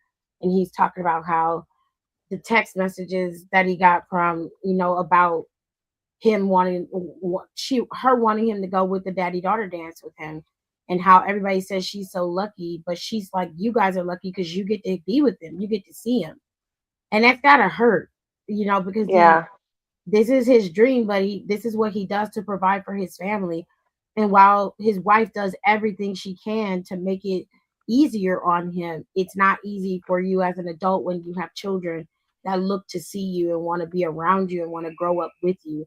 So for him to be able to retire on his own prime and do his own thing, I think that's very special, and I think that's very smart. I think that he's done more than most of these wrestlers have been able to do in a lifetime. He's wrestled everywhere. He's been champion everywhere. He is known throughout our community, and you're going to see him because he wants to help. He doesn't want to just rest on his laurels. I think he's going to take some time off, and, chill, but he's never going to be officially gone from the business. He's going to transition into the back and do some helping. He helps those girls profusely. They love him. They miss him. They already miss him. Like Charlotte was talking about how she was like, who am I going to text for my matches now? I don't know who I'm going to talk to for my matches. He helped Kaylani when she was going out there for Royal Rumble, and helped her tell her what she could do and how she could maneuver things and change up her moveset a bit. I think that AJ is going to be a valuable asset to that backstage, especially if he goes into helping in the PC or just producing matches in general. I think he'd be more than valuable there. And he doesn't have to go out on a sword. He can go out on his own terms. And that's the best part. So I'm just happy that he's able to leave and he doesn't have to do it because he's dead to rights. Yeah.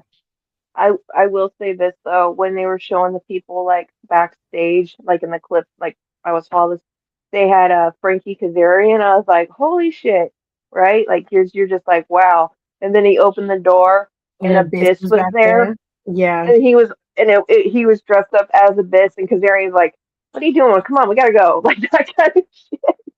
Yes. I marked out so hard when I saw that. I was like, oh my god.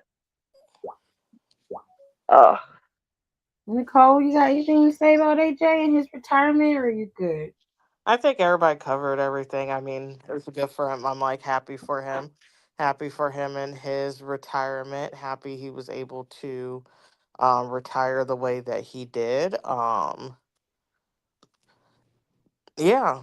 And hopefully be able to spend the time with his family that he wants and needs. And yeah, that's it. I think everybody pretty much hit everything else. Yeah, when you get married, don't buy your husband video games. He'll torture you with them. I just wanted to let you guys know that. My husband's birthday was this past weekend, and he's been spoiled. Spoiled, darling. I got him Resident Evil Requiem for his birthday. So he's company with zombies for the next weekend. It's gonna be a fun time. It's gonna be a fun time. I hate zombie games. I don't like them. But I knew that was something that he loved. He loves that game. It's one of his favorites. So I got him the game, and now he's downloading it. So he's probably gonna play it tonight, and I'm gonna have fucking nightmares. Is it already out on digital? It's gonna be out. What is it, tomorrow? Friday. It comes out Friday, but they'll probably give it to you early. Midnight. He'll have it by midnight. He's gonna be awake. He's gonna be up. Oh, that's pretty awesome though. I remember like Maj was getting mad because people were like, he's like, don't spoil Requiem for me, and I'm like, dude, everyone's talking about it. You can just block them. That's the answer. I'm just like, oh cool. I've still got to beat Resident Evil Village. I'm still stuck in the creepy ass dollhouse. I fucking hate that level. Jesus. There's one more thing to talk about before we get into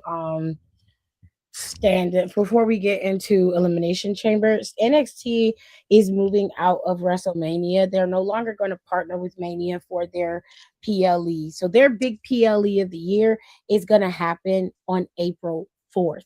Stand and Deliver is going to be in St. Louis, Missouri.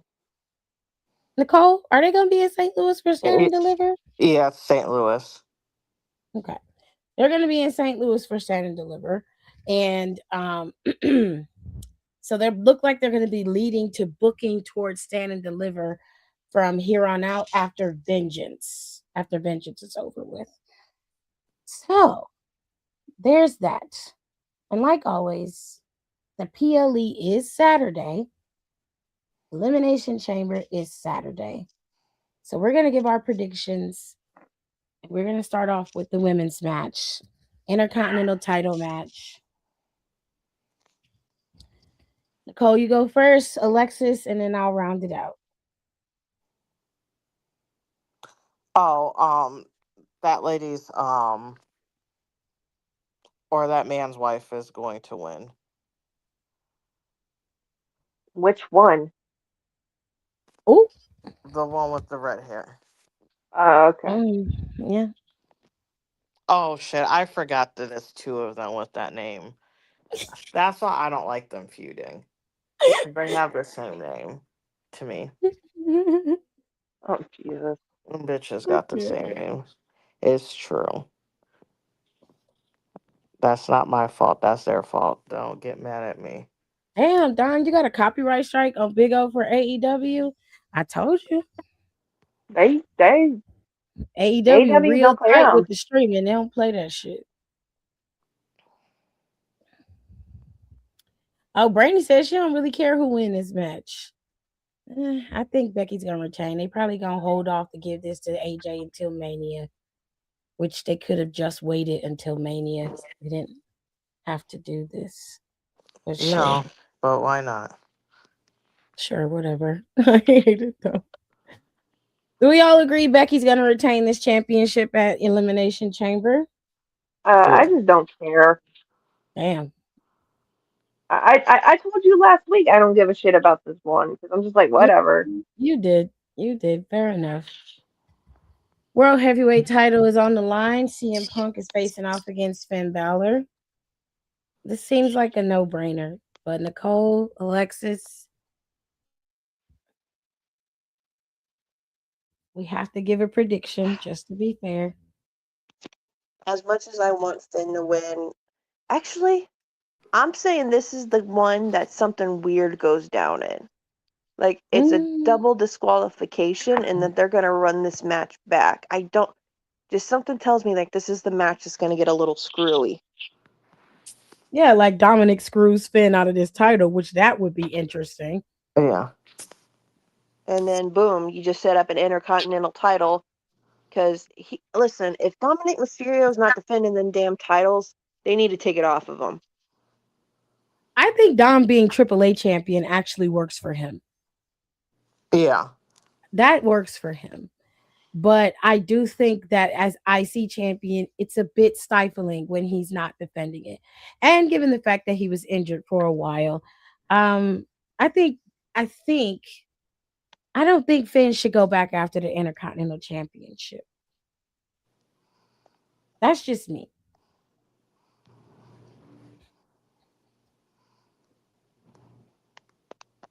Let me see what they said in the comments. You're unsure?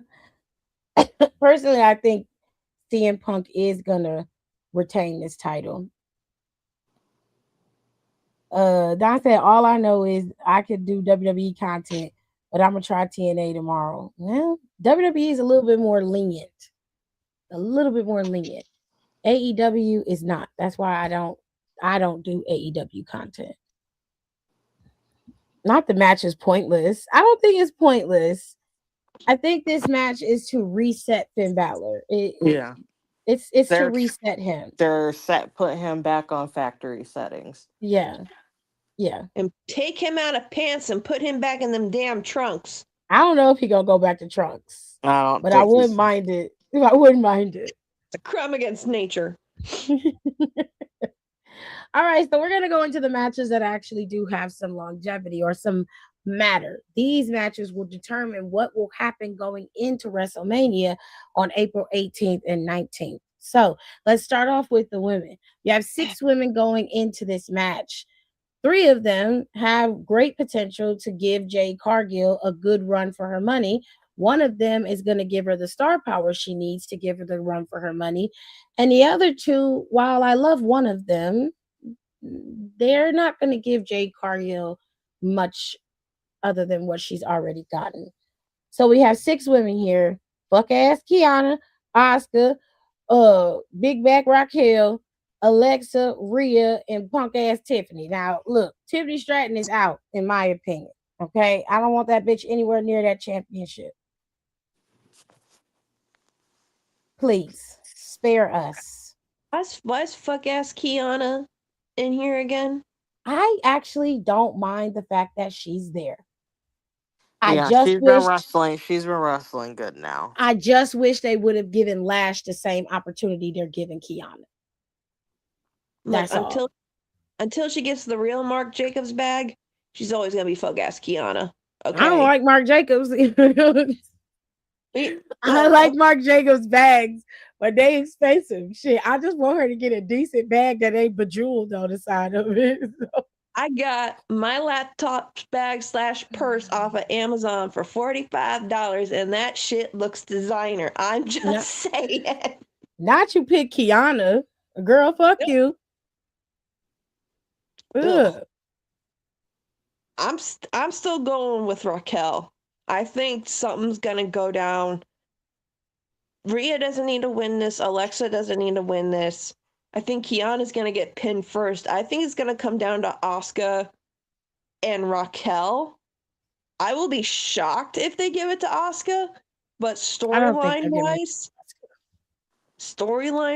Raquel's the only one that works, because if Liv doesn't win and say she does, that would drive Liv over the edge. I have a real crazy thought. Okay, I want to hear it because she finna say some wild shit. Oh God. I think Raquel is winning. I think Raquel is also going to pick Stephanie. How? When Liv just picked her? I think, and we're going to have a triple threat match. I just have this real weird. So the original plan we laid out from the beginning, you think it still happened? Yes, they're just going about it a real stupid way. And this is the real stupid way it's about to go. Well, then who's going to go up against Jade? Jordan. Oh, fuck. I'm not mad at it because the match will be good. The match will be excellent. I don't know what it is about Jordan, but she made Jade Cargill look like a real champion when she went up against her.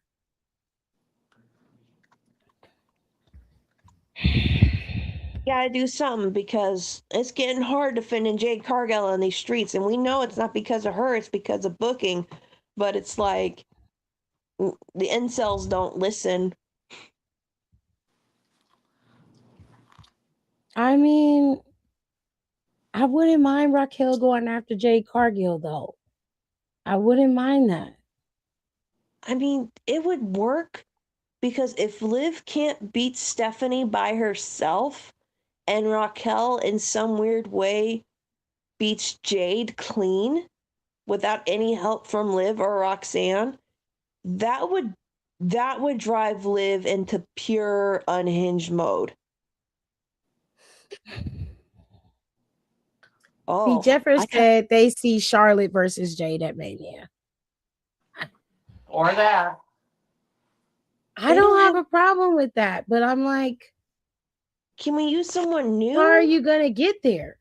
Yeah, but it's not that fucking random ass stare down they had last week. They always do that. They always do that. They specifically always do that with Charlotte. Anytime somebody tries to wants to start some shit with Charlotte, they stare her ass down next week, and then like a week or two later, they're fucking something up for her and fighting her. Yeah. And then she ends up going against them for Mania. I'm just letting y'all know right now, Raquel's gonna win, and she's going to pick Stephanie too. I'm just letting y'all know that. That's not a bad idea, but that is something that we all had agreed was a good idea not too long ago. We all had agreed idea. It is, but how they're getting there is fucking. It's bad. You know what? I changed my mind. If it was booked a little bit, this is still kind of good, but it's only good because it's so kind to just be like, you know what? I'm gonna pick the same bitch you just picked, and we're all gonna fight. No, like for real. Think about it. Really think about it. Like it's not bad. It can come down to the climax of the match, and that's when Raquel can turn on Liv, and she let Liv do all the work on Stephanie. Do the takeover bomb on Liv, and pin Stephanie. We done booked this motherfucking Mania match. Please. We just Please. did. Where's We my just fucking booked that check, whole. WWE? I'm telling you right now, we probably just booked that whole match. If that's what happens, I'm gonna sue the. Or this is. I really like this one. Or she Tahana bombs Liv and pins Liv. Ooh, that's no, for right, real. because That is I even think more she poetic. needs to pin Liv. She I needs to don't pin want her to Liv. pin. I don't want her. And also, I think it's better for Stephanie to not It'll be a pin. save Stephanie. If it's to save Stephanie, and I don't feel like Mm-hmm. why are we don't need to save Stephanie. I You want do. to, and I am have the means to do so. So I will save Stephanie. I Oh, don't that's want her facts. getting pinned. Liv can get pinned. Liv Not by needs to somebody get she already pinned. beat. She beat Raquel already. Yeah. So So it don't, nah. and then you can circle back around that, or honestly, you can send Stephanie over to SmackDown. You could. I would trade Stephanie for Julia and get Julia on Raw. Yeah, Julia. Yeah, Julia Yeah. needs. Julia got to. Julia needs She needs a something right refresh. now. I She agree. gotta. She gotta get off SmackDown. That's not the show for her. I also think she need to go face for a little while. Yes. Just a little while. Just a little while. People gotta get to know her better. But yeah, that's how that shit's probably gonna roll out. Honestly. No, Aaliyah, I don't think she should pin both of them. No, there's no reason for her to pin both of them. That's stupid. It would And I be don't more. think she should pin Stephanie. And like I said, like she already beat Raquel. Liv because it's such a slap. It's a slap because Liv did all that to betrayed her to even win the Rumble. Yep. Now she lost the Rumble. She lost against who she threw out in the Rumble. Yep. And someone who's supposed to be her best friend. She low-key did some dirty to her. Yep. And she's like it's a 1, 2, 3 punch. It is. And boom, boom, boom. You gotta look at it like that. Yep. Pretty much Finn and Dom are gonna go at it for that IC title in Mania. And so the guys are gonna be taking themselves out because JD, I don't know what JD's gonna do. He's whatever. But like his loyalty is to Finn.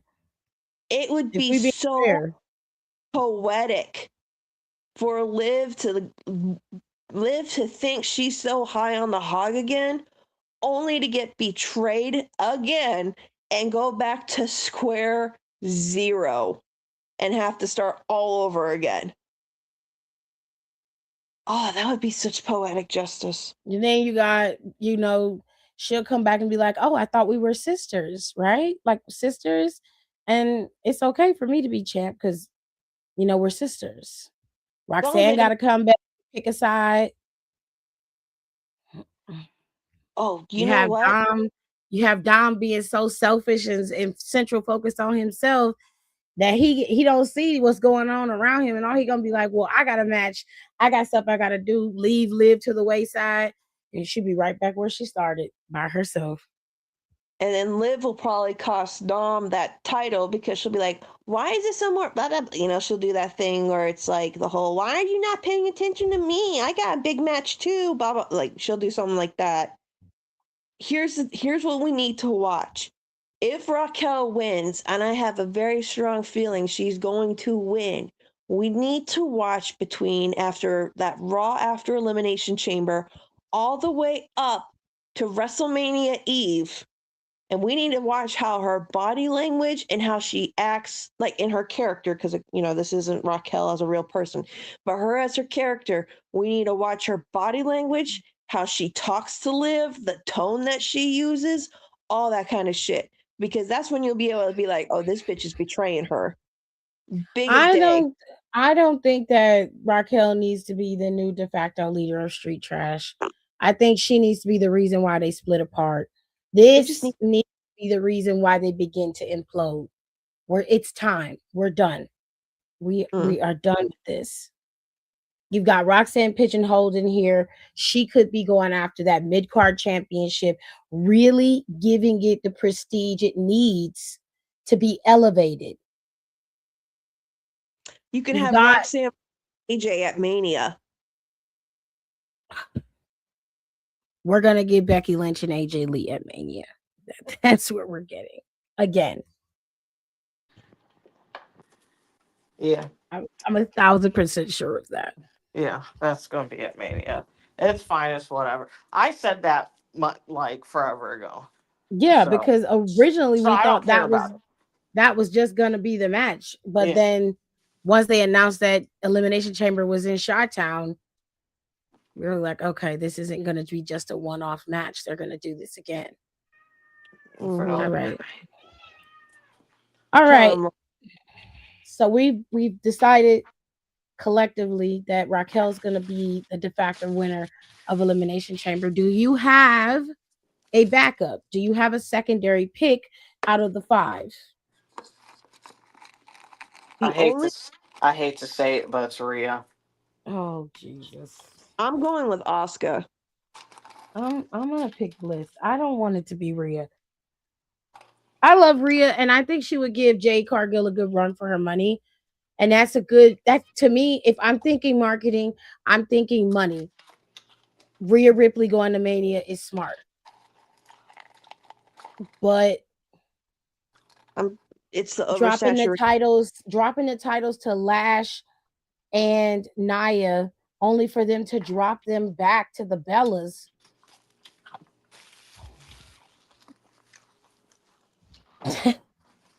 That's just ugh. I'm gonna hate every minute of that. Regardless of whoever, somebody is dropping them belts off to them twins' house. I don't have a problem with the Bella twins getting them because they've been asking for them belts for forever. That's not my issue. And they were and they were low key the first women's tag team.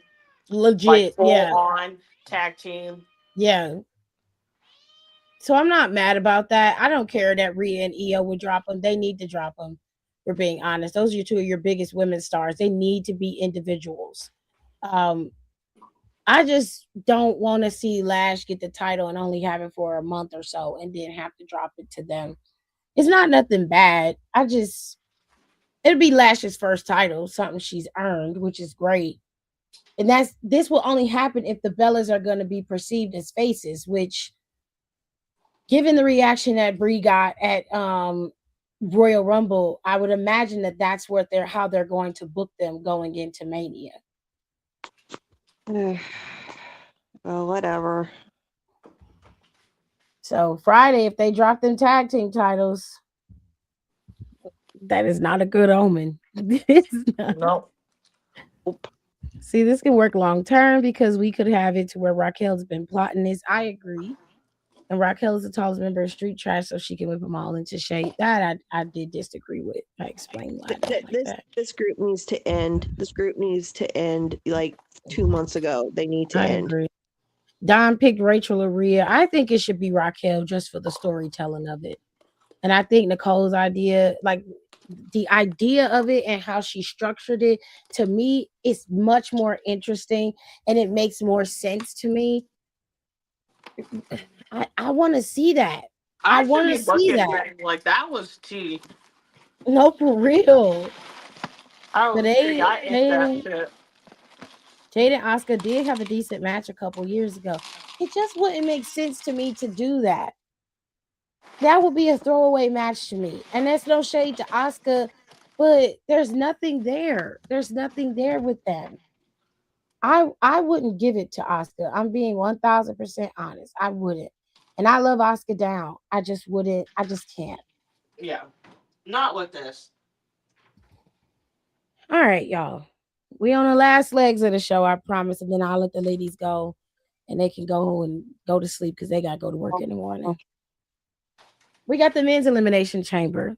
Now, this is one of the first times that I've seen chamber where there was no big man in this match. There's no big man in this match. All right. We got 6 players here. We've got Jay, Javon, Trick, Randy, Cody, and LA Knight. Now it seems that we can X out 3 of these people right now. You want to take a guess at who those 3 can be? Jay, Randy. I wouldn't say that. Trick, baby, I'm sorry. I love you, but I think you're gonna be Mm-hmm. Okay, so Jay, Trick, and LA Knight. I won't say LA Knight. I would say Javon Evans. I wasn't trying to read the guys across the back because I'm sorry, but those are the guys. I hate to say it, but those are the guys who are more than likely gonna be your catalysts. It might be a while before they get eliminated, but they're gonna be the ones to go first. yeah, Javon and Trick are gonna put on a freaking showcase. But you just might get a mixed bag here. You might get like, where they're fighting and LA Knight gets eliminated like second or some shit. However, let's go with what we think could happen. The three people who could possibly win this and go to WrestleMania. Now, the odd man out here in this trio is LA Knight.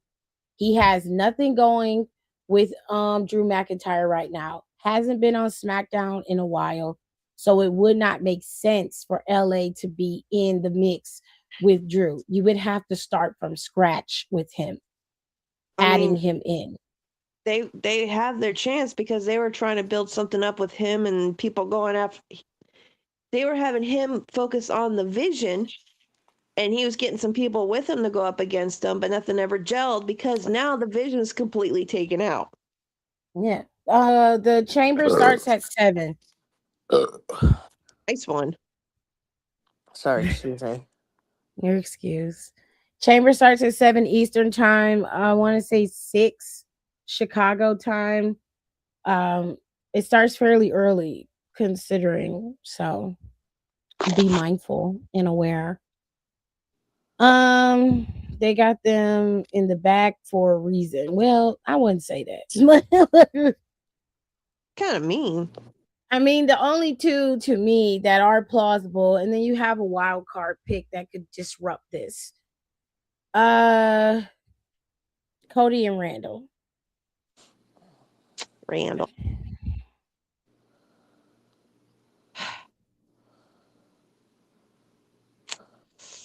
Oof. This one's kind of hard to call. I low-key would give it to Randy just to do some bullshit. Just for the LOLs? Yeah, because Cody said it himself. He liked being on the defense. He liked the uphill battle. So make it an uphill battle. Okay, that's good for you, sweetie. Oh God, how awesome would it be if LA? I mean, sorry guys, I drink soda water. Trying to up my water intake. You're fine. Don says Cody. I think it is going to be Cody, but I would love it if it was Randy. Just so the shock of it all, because everybody's going to pick Cody. Everybody's going to pick Cody. It's going to be the fucking sickest RKO, whoever gets that, though. And I think Randy should be the one to eliminate Cody. I really do. Then you just because either way, because then you can always build up Cody versus Randy. But I mean, like, they're gonna get there eventually, but I'm like, but you're like, I want this to be worthwhile, and I want this to be so that you don't know how this is going to work out in the end, even if it ends up with the fatal 4-way being what they do, because Nick is pissed and he's like, you keep interfering and shit, you fucking shit up, so now I have to intervene. You're going to fight all of them. Fine, cool, but don't make it obvious that Cody's going to be the one to win. But also, we do have a wild card in this, another wild card. Who's in that box? And is that going to get involved with the men's elimination chamber? There is a box and it's supposed to be opened at elimination chamber. So there's another factor, but we don't know what that box means or what it's for. We don't know. I'm still going with Danhausen, but I think it might just be a little, I don't know. I'm gonna stick with my pick. I'm gonna say it's Randall. that's going to win Chamber. I need it to be Randall. In my heart, LA Knight always. I feel like it's gonna be Randy who wins. Oh, I don't Nicole. know. I'm crazy. I think I would. This probably won't happen, but I could see it as Javon Evans. You gotta be fucking kidding me. I think honestly, and this is just like accumulation of I think they're starting to get desperate. Um I will scream. somebody might be like, you know what, we just gotta go. We just gotta pull a trigger. Like shit's a mess. Nobody wants She to go to does this Mania. every year. I know. Nobody Try to wants to go to understand. Mania. He's like it's like She does it every year. everybody's cheering for you. We pulled you up this fast. Might as well. She does this shit every year, y'all. Every fucking year. And it's always one of them. It's always one of the chambers that she gets right. Almost down to the goddamn booking. She gets it every time. If they pick Javon Evans, I quit. I promise you that I fucking quit because she does it every time. But every time. Well, your mutant power of picking wrestling predictions is great, but honey, we need you to to give us the winning lotto numbers. You think my ass would be showing up to work if I could figure out numbers? You ain't lying. I've been asking you this for I almost. don't know. It's something with Chamber. I don't know. I don't know. It kind of stinks. Like some stinks to me. And Javon, I'm sorry, some over there is stinking over by him, and I think this might be it. I am so. I mean, I know if I was back there and I was like, whoever that new dude is, who's trying to fix creative. Yeah. I would have been like, you know what? It's like, fuck it. We're just anything crazy. We're just gonna do at this point. He said, we just got to go for it. He said, we just got to go for it. Any good idea that we think is a little bit insane, we're just going to do it. We're just going to do it and stick to our guns about it. And I think this is one of them. The only reason why I don't think that Jacob's in the box is because Jacob's been walking around SmackDown for the last couple of weeks. Yeah. So it wouldn't make sense for him to be in the box.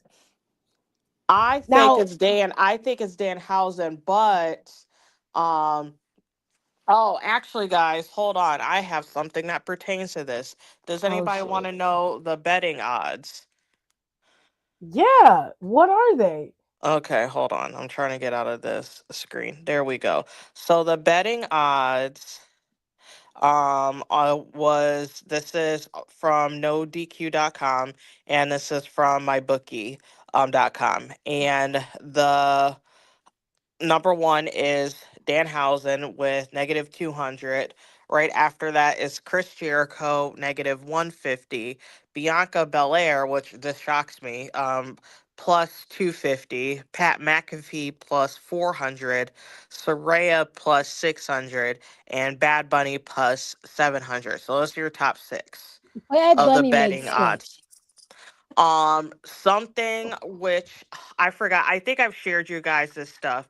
There's this guy. I think I'm actually subscribed to him now on YouTube, and he does like booking predictions or how I would book this. He basically does like how I would book this storyline. Like, and I think like how I would book Seth Rollins' return, like he does shit like that, and they're always amazing. And this newest one he did was how I would book Seth Rollins' return, and then obviously the big component of his Elimination Chamber. He covers the box, and he said so how he booked it was that you have whatever, the GMs open up the box, they stare at the box and they start looking at each other, and then they immediately walk off in different directions, start getting on their phone like, hey, we gotta do da da da da da, and you're like, what's going on? And then you look and it was Jericho's jacket on the stand. And I was like, ooh, that's a little tea. I was like, okay. I was like, I can't. Why don't they just hire him? He's right there on YouTube. Why don't they just go get his No, ass? that's what I said. No, he does some real good booking, and somebody does need to go pick him up. Like someone aren't they literally needs to hiring in go pick creative him up right from now? his house. Aren't they hiring though? Yeah, and They you know what the are. fuck? I'm about to He leave a needs to comment apply. and put a link. And put a link, No, put dead a link from ass. Like LinkedIn, you need and to I would be like, apply. dead ass. I would send them your YouTube videos. No, for Like real. his No, wait, stuff because they is might so. His stuff is so good. I think there was because they something might just else that steal his shit and not The pay him fact, for it. like, You that know is that. true, but there was something he booked, and it literally, I forgot what it was. I'm gonna have to find it, but it literally like actually blew my mind. the fact for And creative, the minimum you need to have is a bachelor's degree to write for WWE. And I'm like, these are people with bachelor's and master's degrees, and this is the best shit you can come up with. Well, I mean, I when you watch Unreal, you can tell why that's the case. Nobody's really saying anything except for Michael Hayes, that one dude that we always see on Unreal, and Road Dogg and fucking Triple H. They're the ones who dominate the meetings. At least that's the way they got it looking. And I know that when they had more women back there, the stories were a bit more balanced. Just saying. Been doing Just the work. saying. A respect for it. By the way, shout out to the U.S. Women's Hockey Olympic Hockey U.S. Women's Olympic Hockey Team. Y'all are fuck yeah. Love them. period. Congratulations on your gold medal and congrats on your party with Flavor Flav. I hope you guys have a great time. In Vegas. Yeah, With and not at the makeup White House. artists. But the Getting flown out by probably Delta. Yeah. You Oh, it's probably going Alaska to Air go- flying them. Huh? Alaska Air's flying them out. Okay. Well, whatever. You're probably in first class. So you're first class of whatever fucking airline. You're probably gonna go see Backstreet Boys. You're probably freaking Christian Siriano's probably sending you outfits. You know what Like the thing is? somebody probably called Law Roach to like pick some looks. Like they're having a good time. Excuse me. You know what the cool thing is that the post that Flavor Flav made on Instagram, I have it saved because a lot of small companies are like, hey, we do this. If you guys want to get involved with it, let us know. And it's always like, it's either someone's probably running his Instagram for him, but it's like people like who doing Flav's Instagram, they're liking it and they're like, hey, send us a DM. And there's like a lot of small businesses, like, and a lot of small women owned businesses, wink, wink, hint, hint, nudge, nudge, that are like, hey, if you guys want some, we can send some of our product out for you guys to use. And I'm like, hell yeah. And I saved it because I'm like, ooh, there's a lot of cool like businesses in here. I'm like, okay, and all women owned, cool, rad. Let me save this. When I get money, I'll hit you guys up. And it's just, it's so cool. And I made a comment and might have pissed some people off, but whatever. I said Flavor Flav is what everyone thinks Snoop Dogg is when it comes to the Olympics. Wow.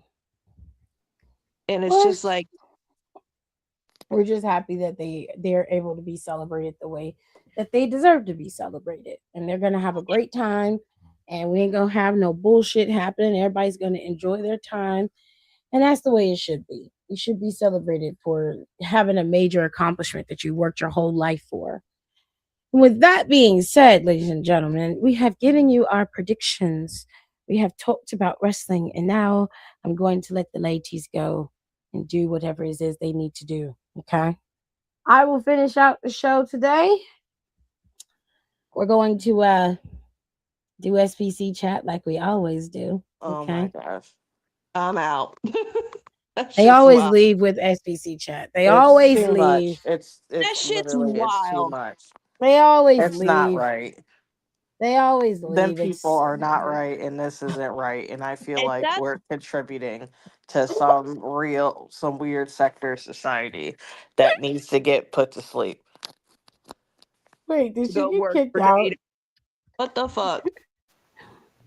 Okay. I love SBC chat for very specific reasons. And on that note, I'm getting out of here.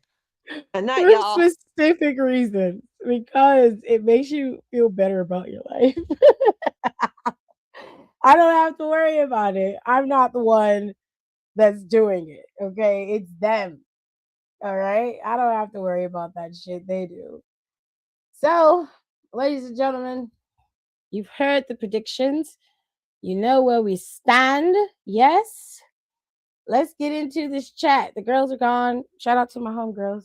They left. Podcast is finished. She is finito, which is why we have a new look, a new change to the background. Yes. I'm not gonna hold y'all here too long because we 2 hours in and I don't want y'all to be on here too long. So we are going to get the SBC chat done and get it out the way. And I promise next week we'll be back to our regular stuff. All right, I promise. Sir. And we'll probably have Don back in here next week like we always do. I'll make sure I let everybody in next week. But I had to do the podcast with the girls. It was necessary. We hadn't done one and we skipped last week. I had to take a break last week. So I had to do the podcast with them this week. And I couldn't just not come over here and do it. So I figured I could kill two birds with one stone and go live on both channels. And so that's what I did. All right. Now we are over here back in these dirty 6 brown chick streets. Okay, it's time for SBC chat. It's time for the mess. Now, the theme song still worked. We're still working on the theme song. Well, let's get into it. Shall we? We shall. Question number 1. My ex-wife moved on and replaced me too quick. So I posted on Facebook that she gave me herpes. And I am unable to have fulfilling sexual relations and a fulfilling sex life because I always fear breakouts and exposing others. She called me a liar and responded with a cease and desist letter from her bootleg attorney. That pissed me off. So I also contacted her principal at the school where she works and reported that I have a feeling she likes underage athletes. Not true. At the school because I found her secret Snapchat account. She was suspended without pay. Ha! While they investigated my claims, I won the online beef for 1 whole week until my ex posted my empty herpes medication bottles I left in the trash at her house. She refuses to remove the photos of my meds, despite the harm it's creating in my relationships with other women. I didn't know she was that evil, lame, and petty. How do I get her to remove these pics? I'd like us to be cool with each other when she stops being vindictive.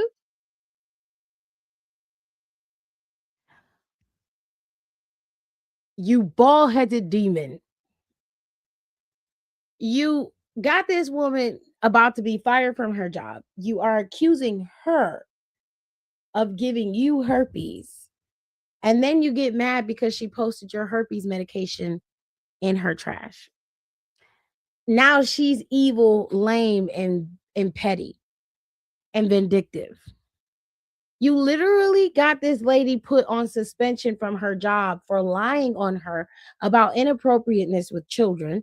And then you accused her, prior to this, you accused her of having a sexually transmitted disease, to which you probably gave her. I don't think that she's the evil, lame, petty one, nor do I think she's vindictive. I think turnabout is fair play. And if I was her, I would double down on it and start telling everything. You see, one thing I've learned in the last couple of years, especially since COVID, is that TikTok loves salaciousness and mess.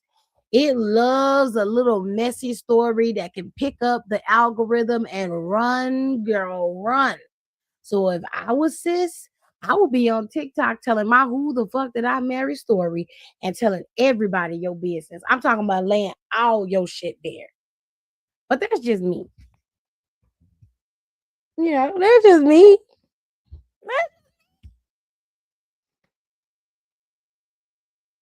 Next Thursday is Kayla's birthday. So make sure you remember. The call is coming from inside the house and is. But I will be out here telling all your tea, spilling it. Just because you got me with the suspension would have been enough for me. But the telling everybody I got herpes, I don't know. Herpes is pretty common sexually transmitted disease, to be honest with you. Most people have some form of herpes, and y'all gonna say that's not true, but it is. If you ever had a cold sore, you got herpes. You have herpes. But that's not from you having sexual relations. It's various forms of herpes out there. Do the research for yourself. Look it up. I promise you it's true. I'm not trying to lie to you. So I probably wouldn't be mad about that, but it's the stigma of having a sexually transmitted disease that makes people feel icky about it. Where we would have a problem is you accusing me of being attracted to underage boys. That's an issue. That's an issue because not only does it affect my reputation, but it also affects my money and my job, my career. It affects everything. So that's a problem for me. And that's when I would have to go full nuclear on your ass. No pay. No pay, baby. Don't bring a knife to a gunfight. Wow. I think it's in all of us. It's just not active. It's very true, Doc. But most people don't want to believe that. But it's the truth. It's true. Question number 2. Secretly dating the foreign exchange student that's attended my college for the semester. He's taken, but he's so kind and sweet during daylight hours, and I was curious. At night, he takes me through it. The best I ever had. His visa expires soon, and I've been hinting that I'm willing to commit to keep him here. Him, I don't want to stay here, but I want you to join me back home in Tokyo. Ooh, in Tokyo. Let's go. You will make a lot of money braiding hair. Top dollar. It sounds like you're trying to pimp your ass out though. I don't like that. That sounds fishy. Am I wrong? Do that sound kind of pimpish? Do that sound kind of pimpish? That sound kind of icky to y'all. Am I crazy? I don't know. That just rubbed me the wrong way, baby. I'd have been like, thank you, I guess. She goes on to say, I visited him for 2 weeks. I made more money than I ever had, and the shop owner promised me a larger suite if I stayed. Work was good, but my man never came home. I worked all day and slept alone at night. I'm complaining that I'm going back to the States early because I don't feel loved here. Him, find you a boyfriend. Me, I thought we were together. He says, I got a big member and a fast car. I never come home. I'm so confused. Returning to Cali heartbroken. Advice, girl, listen. This is what you should do. Stay in that apartment in Tokyo. Keep making your money and braiding hair. Stack your money till you get enough money to when you come back home, you can live how you want to live. And you can open up a shop in LA. Find you a place to open up. Get you a nice little studio, small studio place to braid hair at. Make sure you license. Make sure you're licensed. Okay, before you come back home, don't be no fool talking about I'm heartbroken, I'm hurt. Girl, fuck all of that. You making a lot of money over there in Tokyo. Okay, make your money, stack your money, and then put it in an account. So when you get home, you can convert it to US dollars. Okay, you're gonna have to make a lot. You're gonna have to make it a lot because I think that's not Japan. It's Tokyo, Japan, right? So that's yen that they're using over there. Yen is high increments. Okay, you what is it like $500? 500 or here equals 5 million there or five? Is it something like that? I can't remember the conversion rate. Let me look it up. Let me look it up. USD to yen. Let me do that. Yeah. Bitch. 155.83 Japanese yen is $1.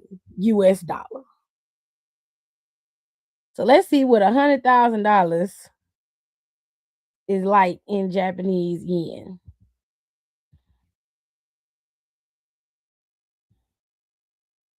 We're gonna look. Okay. We got to put the money in. We got to do it right. Okay.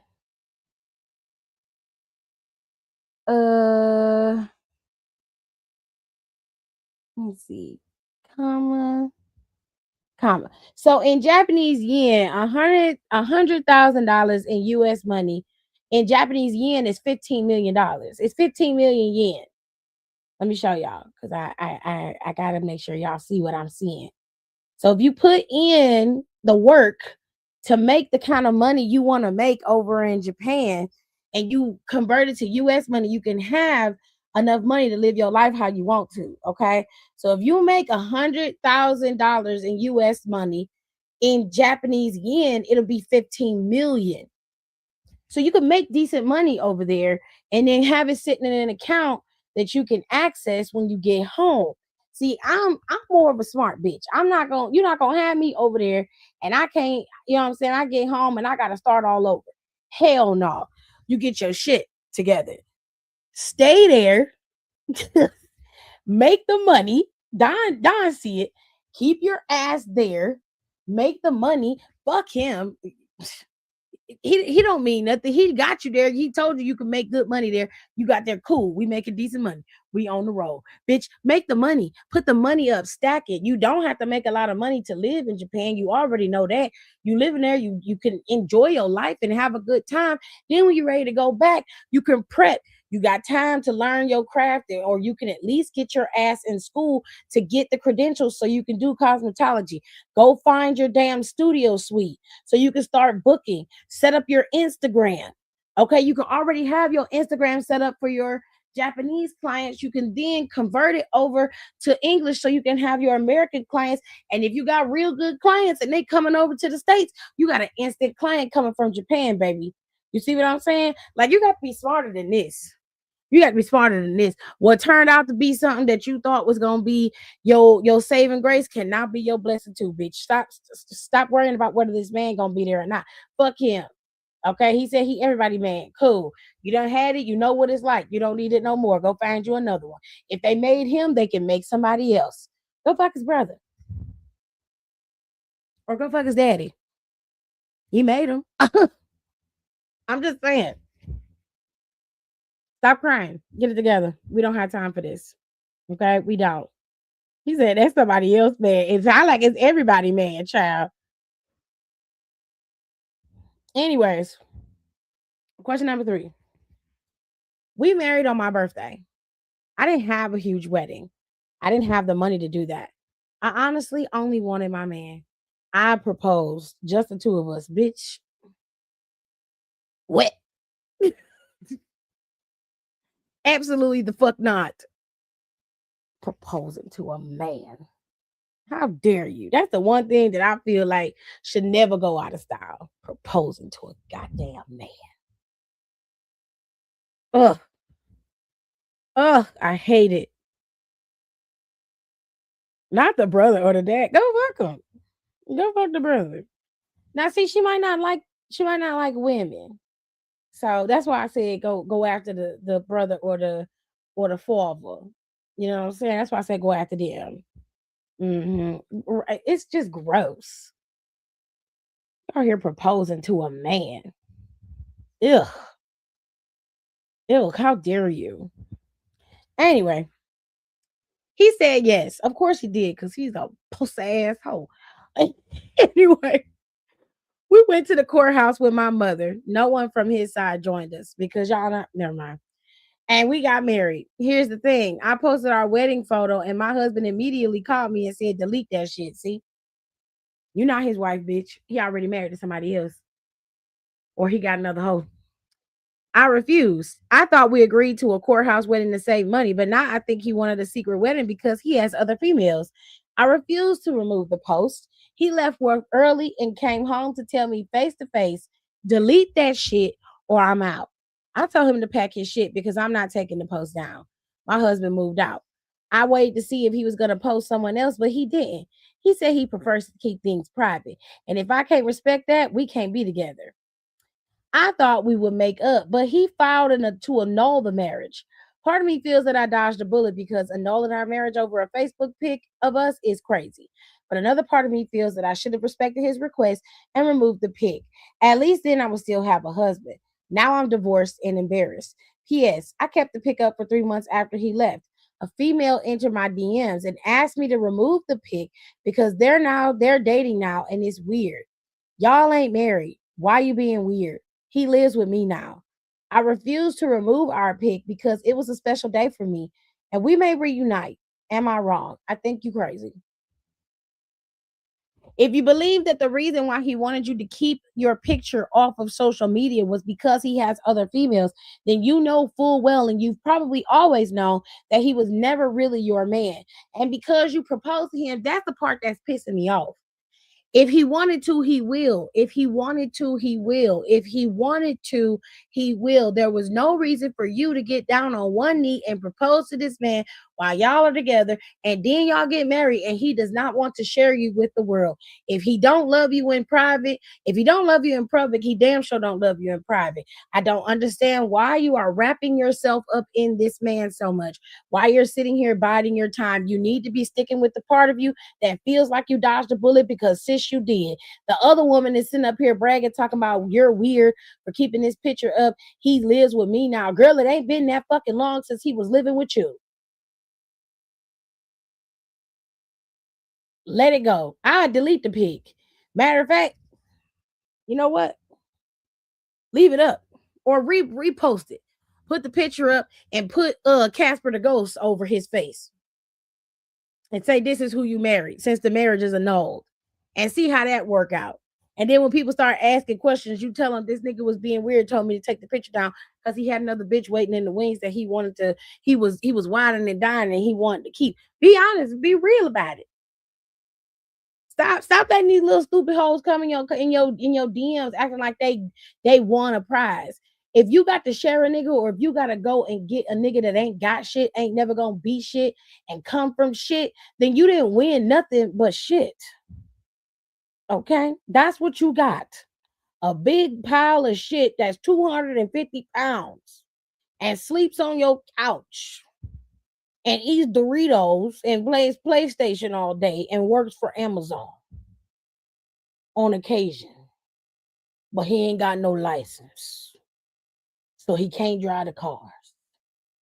And he keep getting fired. Because he be showing up high. But he fucked the manager once. And she like him. That's it.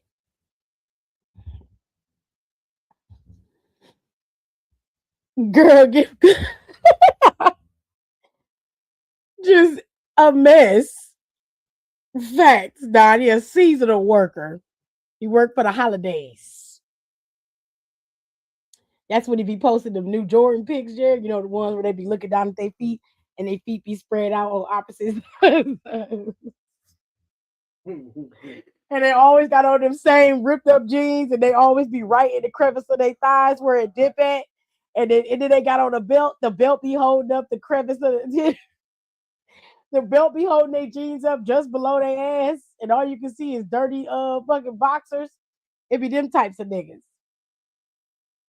They be posting pictures on their Snapchat, no Instagram and shit. But I could go on this motherfucking Amazon shit, make this money. You know what I'm saying? They got that Amazon vest from 4 years ago. Hey, you want that shit out the water.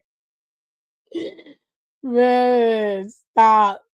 I'm killing myself. Question number 4. What did I miss?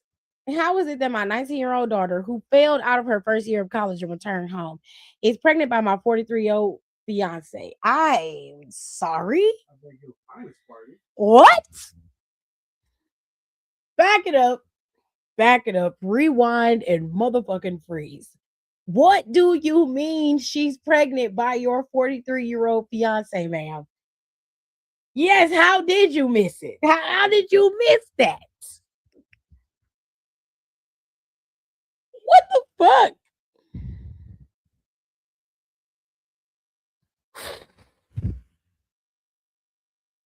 He said, I guess the wedding's off, huh? What? That's what you got to say? No apology, no remorse. My daughter said that I spent all day grinning in his face, so she wanted to know what was so special about him. These two people were supposed to love me, stab me in the back so deep that I can't sleep at night. I moved out of my home. I've been couch surfing. Wait a fucking minute. Wait. You left your good house to go couch surfing on somebody else's fucking couch because you didn't like the fact that these two niggas slept with each other, and you left a good bed so this nigga could sleep in it? I should whoop your ass. I know damn well that you didn't do that.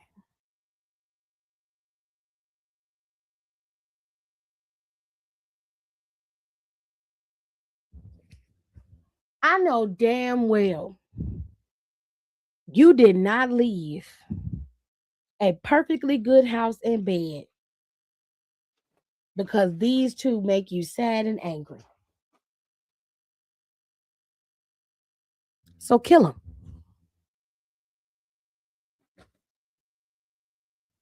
Red rum them bitches, but don't leave your goddamn house. The hell wrong with you?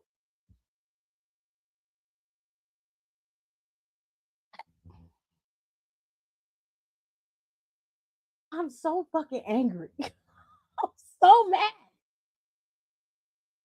Because what do you mean?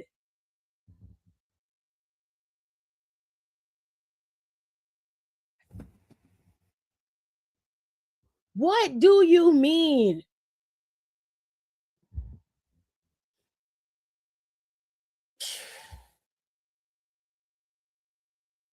Not Dara said, I see why she did it. You weak. Jesus Christ. My God, today. Let me try to get through the rest of this. I've moved out of my home and I've been couch surfing because being in their presence makes me sad and then murderously angry. I have an online therapist and she's taking me through the motions to forgive and let go, but I'm not ready for that. I want revenge on both of them. Please help me achieve my goals. I refuse to go out like a simp. Bitch, you already did.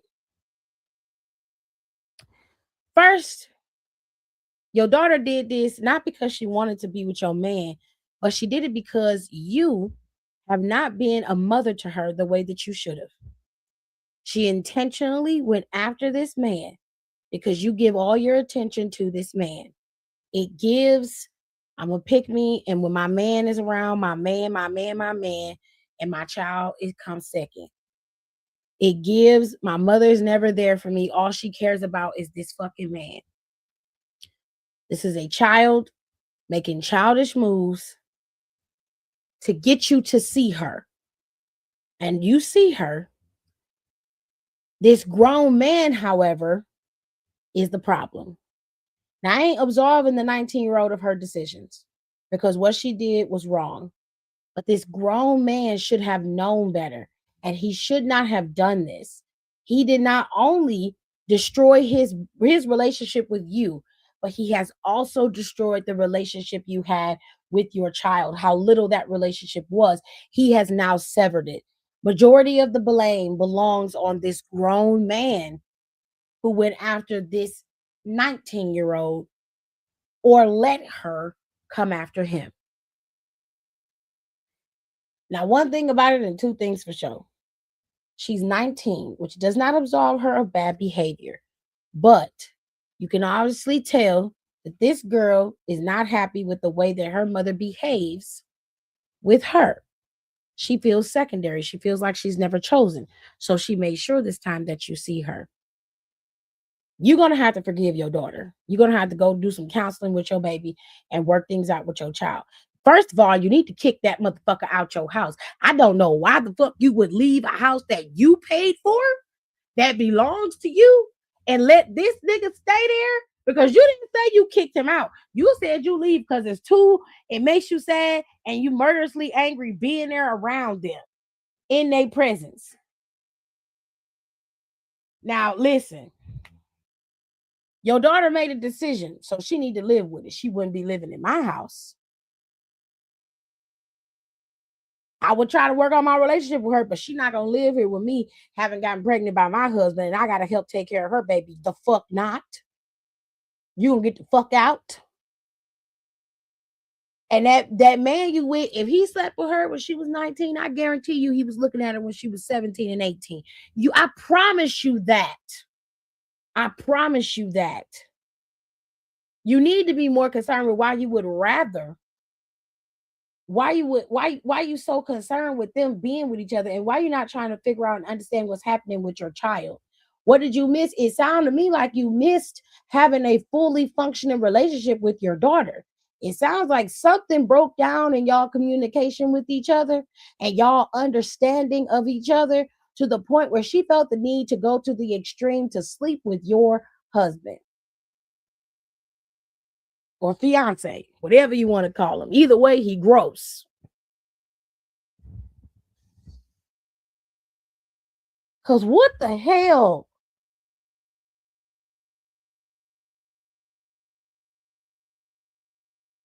She said, I would have been on my waiting to exhale shit.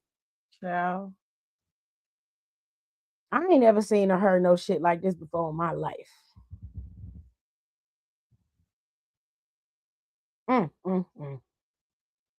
It's why Nicole and Alexis don't like being here for SBC chat because of shit like this. What's your number 5? My mother cheated on my father for much of my adult life, and the side dude was a 64-year-old drunk with glassy eyes and spray-on painted hair with a hairline that starts way behind his ears. My God, today. Jesus Christ.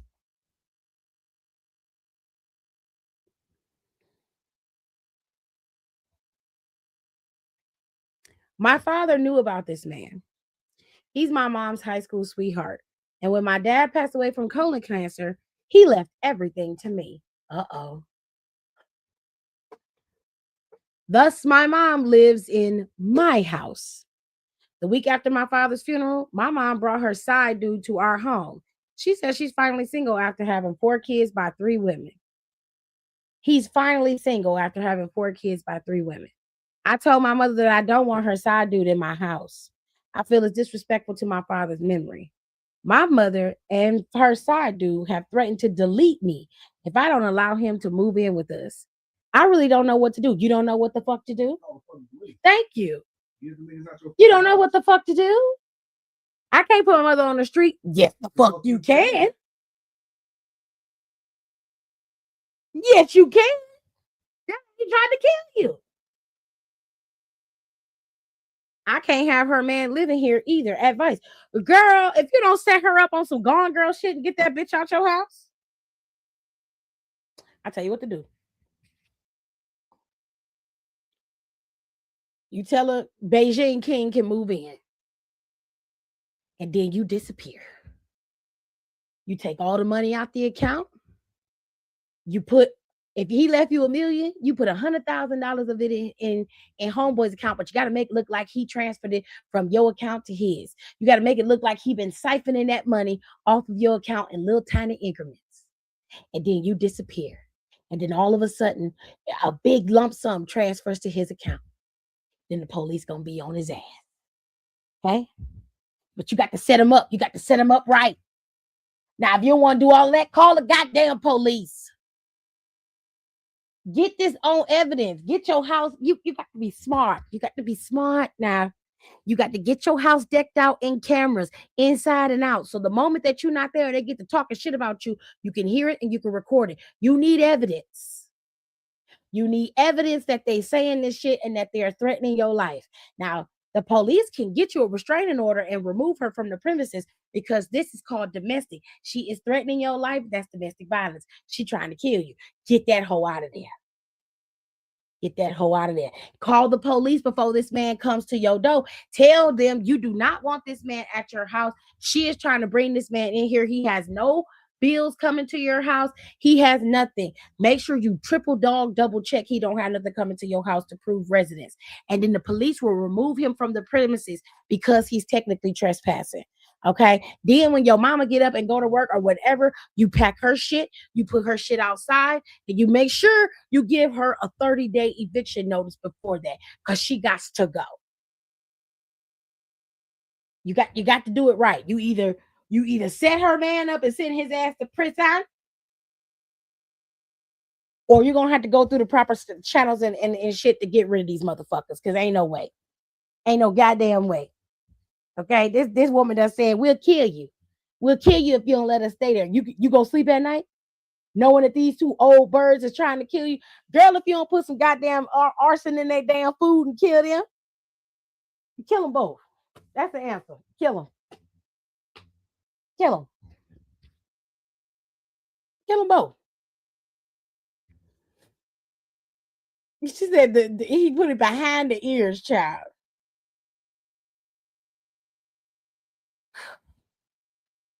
This your house. The house is in your name. It's not in hers. She has no legal rights to this house. If I was you, I would sell the bitch. If it's that fucking serious, sell the damn house, get the money, go buy you a new house and start off fresh. Don't let your mama come in your new house. Don't even tell her where you live. You got 3 options to make this happen. I done told you how to do it. You can go the most comical and weirdest way you can think of, or you can go through the proper channels or sell it. Your daddy will be just fine because he dead and gone. I don't mean to be disrespectful, but he dead and gone. There is nothing you can do. The memory is not the house. The memories are in you. So no matter where you go or what you do, you will always have your father with you. So you don't need that damn house to prove that to be respectful to your father. You don't need that. So if the bitch want the house, let us have it. Put that house up for sale. Turn off all the water. Turn off all the goddamn lights. Turn off the gas. Let that bitch stargaze from outside. That's how you do that. You ain't been tell me you gonna kill me. Because you on the end of your life. I'm not on the end of mine. So you got maybe 2. You gonna have none if you keep messing with me. Don't be threatening me. Don't threaten me, because I'll wait till your ass go to sleep, turn off your sleep apnea machine. Okay, I'm not the one. I'll let you die naturally. You understand? Stop playing with me. Go do something safe. Go do something safe. Anyway, last one, y'all. Question number 6. Please tell me if my gut feeling is wrong. Here we go. My eldest son, 22, is a nice, polite young man, but he is engaged to Tisha. Tisha is 35. Oh. She 13 years his senior. He's only 22. Damn it.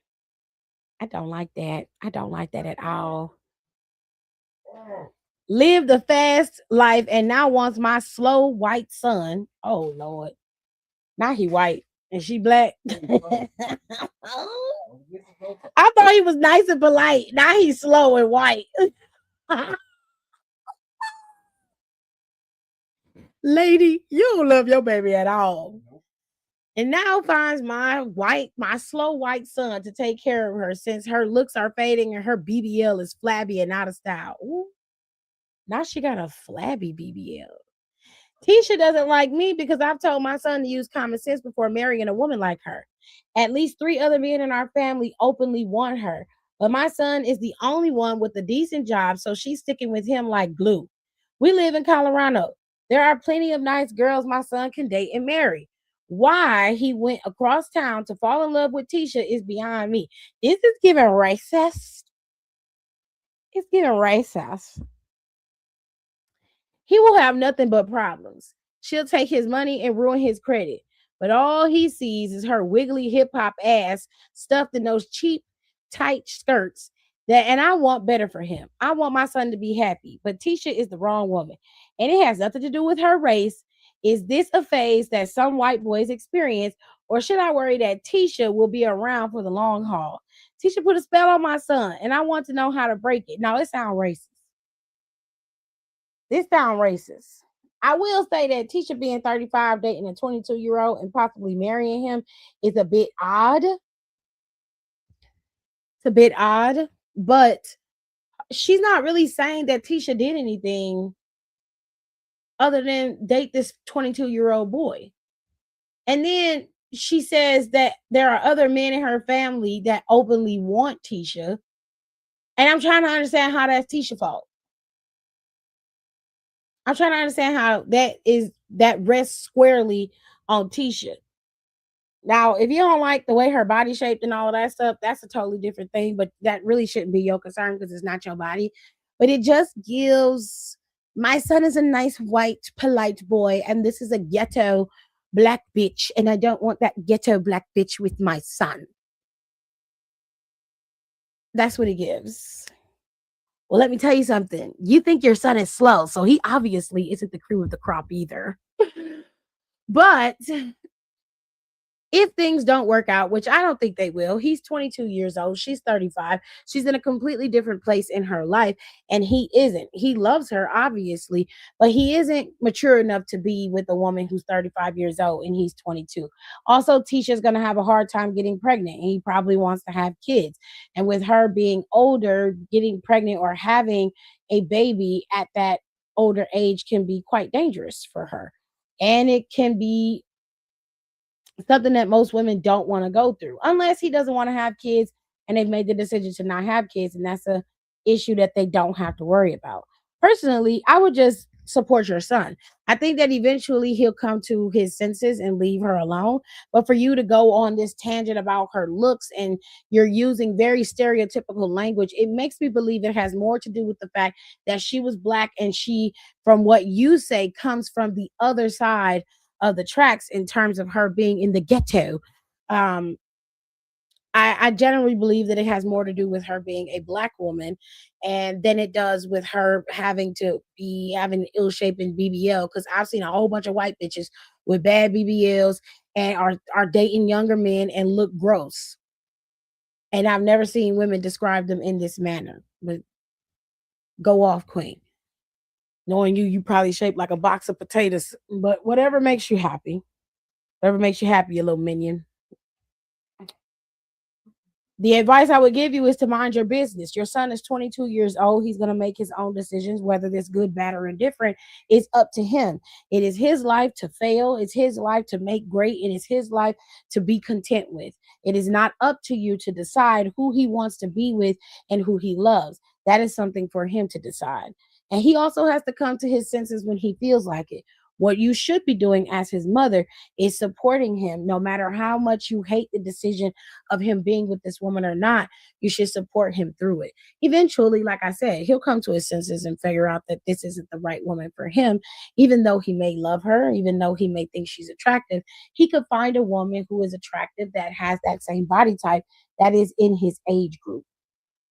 With that being said, I hope that you would look into your racist bullshit that you got going on there and check that. Because if you say that shit to Tisha face, the weekly hip hop that you refer to, that might get your ass chin checked. Because I definitely would check your chin. I definitely would be right there like, it's a little jolly. It's a little jolly. So if I hit you with my knuckle right up under that jowl, right in the middle part, I probably could reset your brain a little bit. Okay, I'm gonna go ahead and practice. Get that uppercut right, just kind of hang it, Make sure I reset you. Go, one of them. And with that being said, I'll see you guys next time. Bye. Thanks for tuning in. Don't forget to rate, comment, and subscribe for more wrestling content. Check out our merch and consider becoming a member for exclusive perks, special emojis, and members-only content.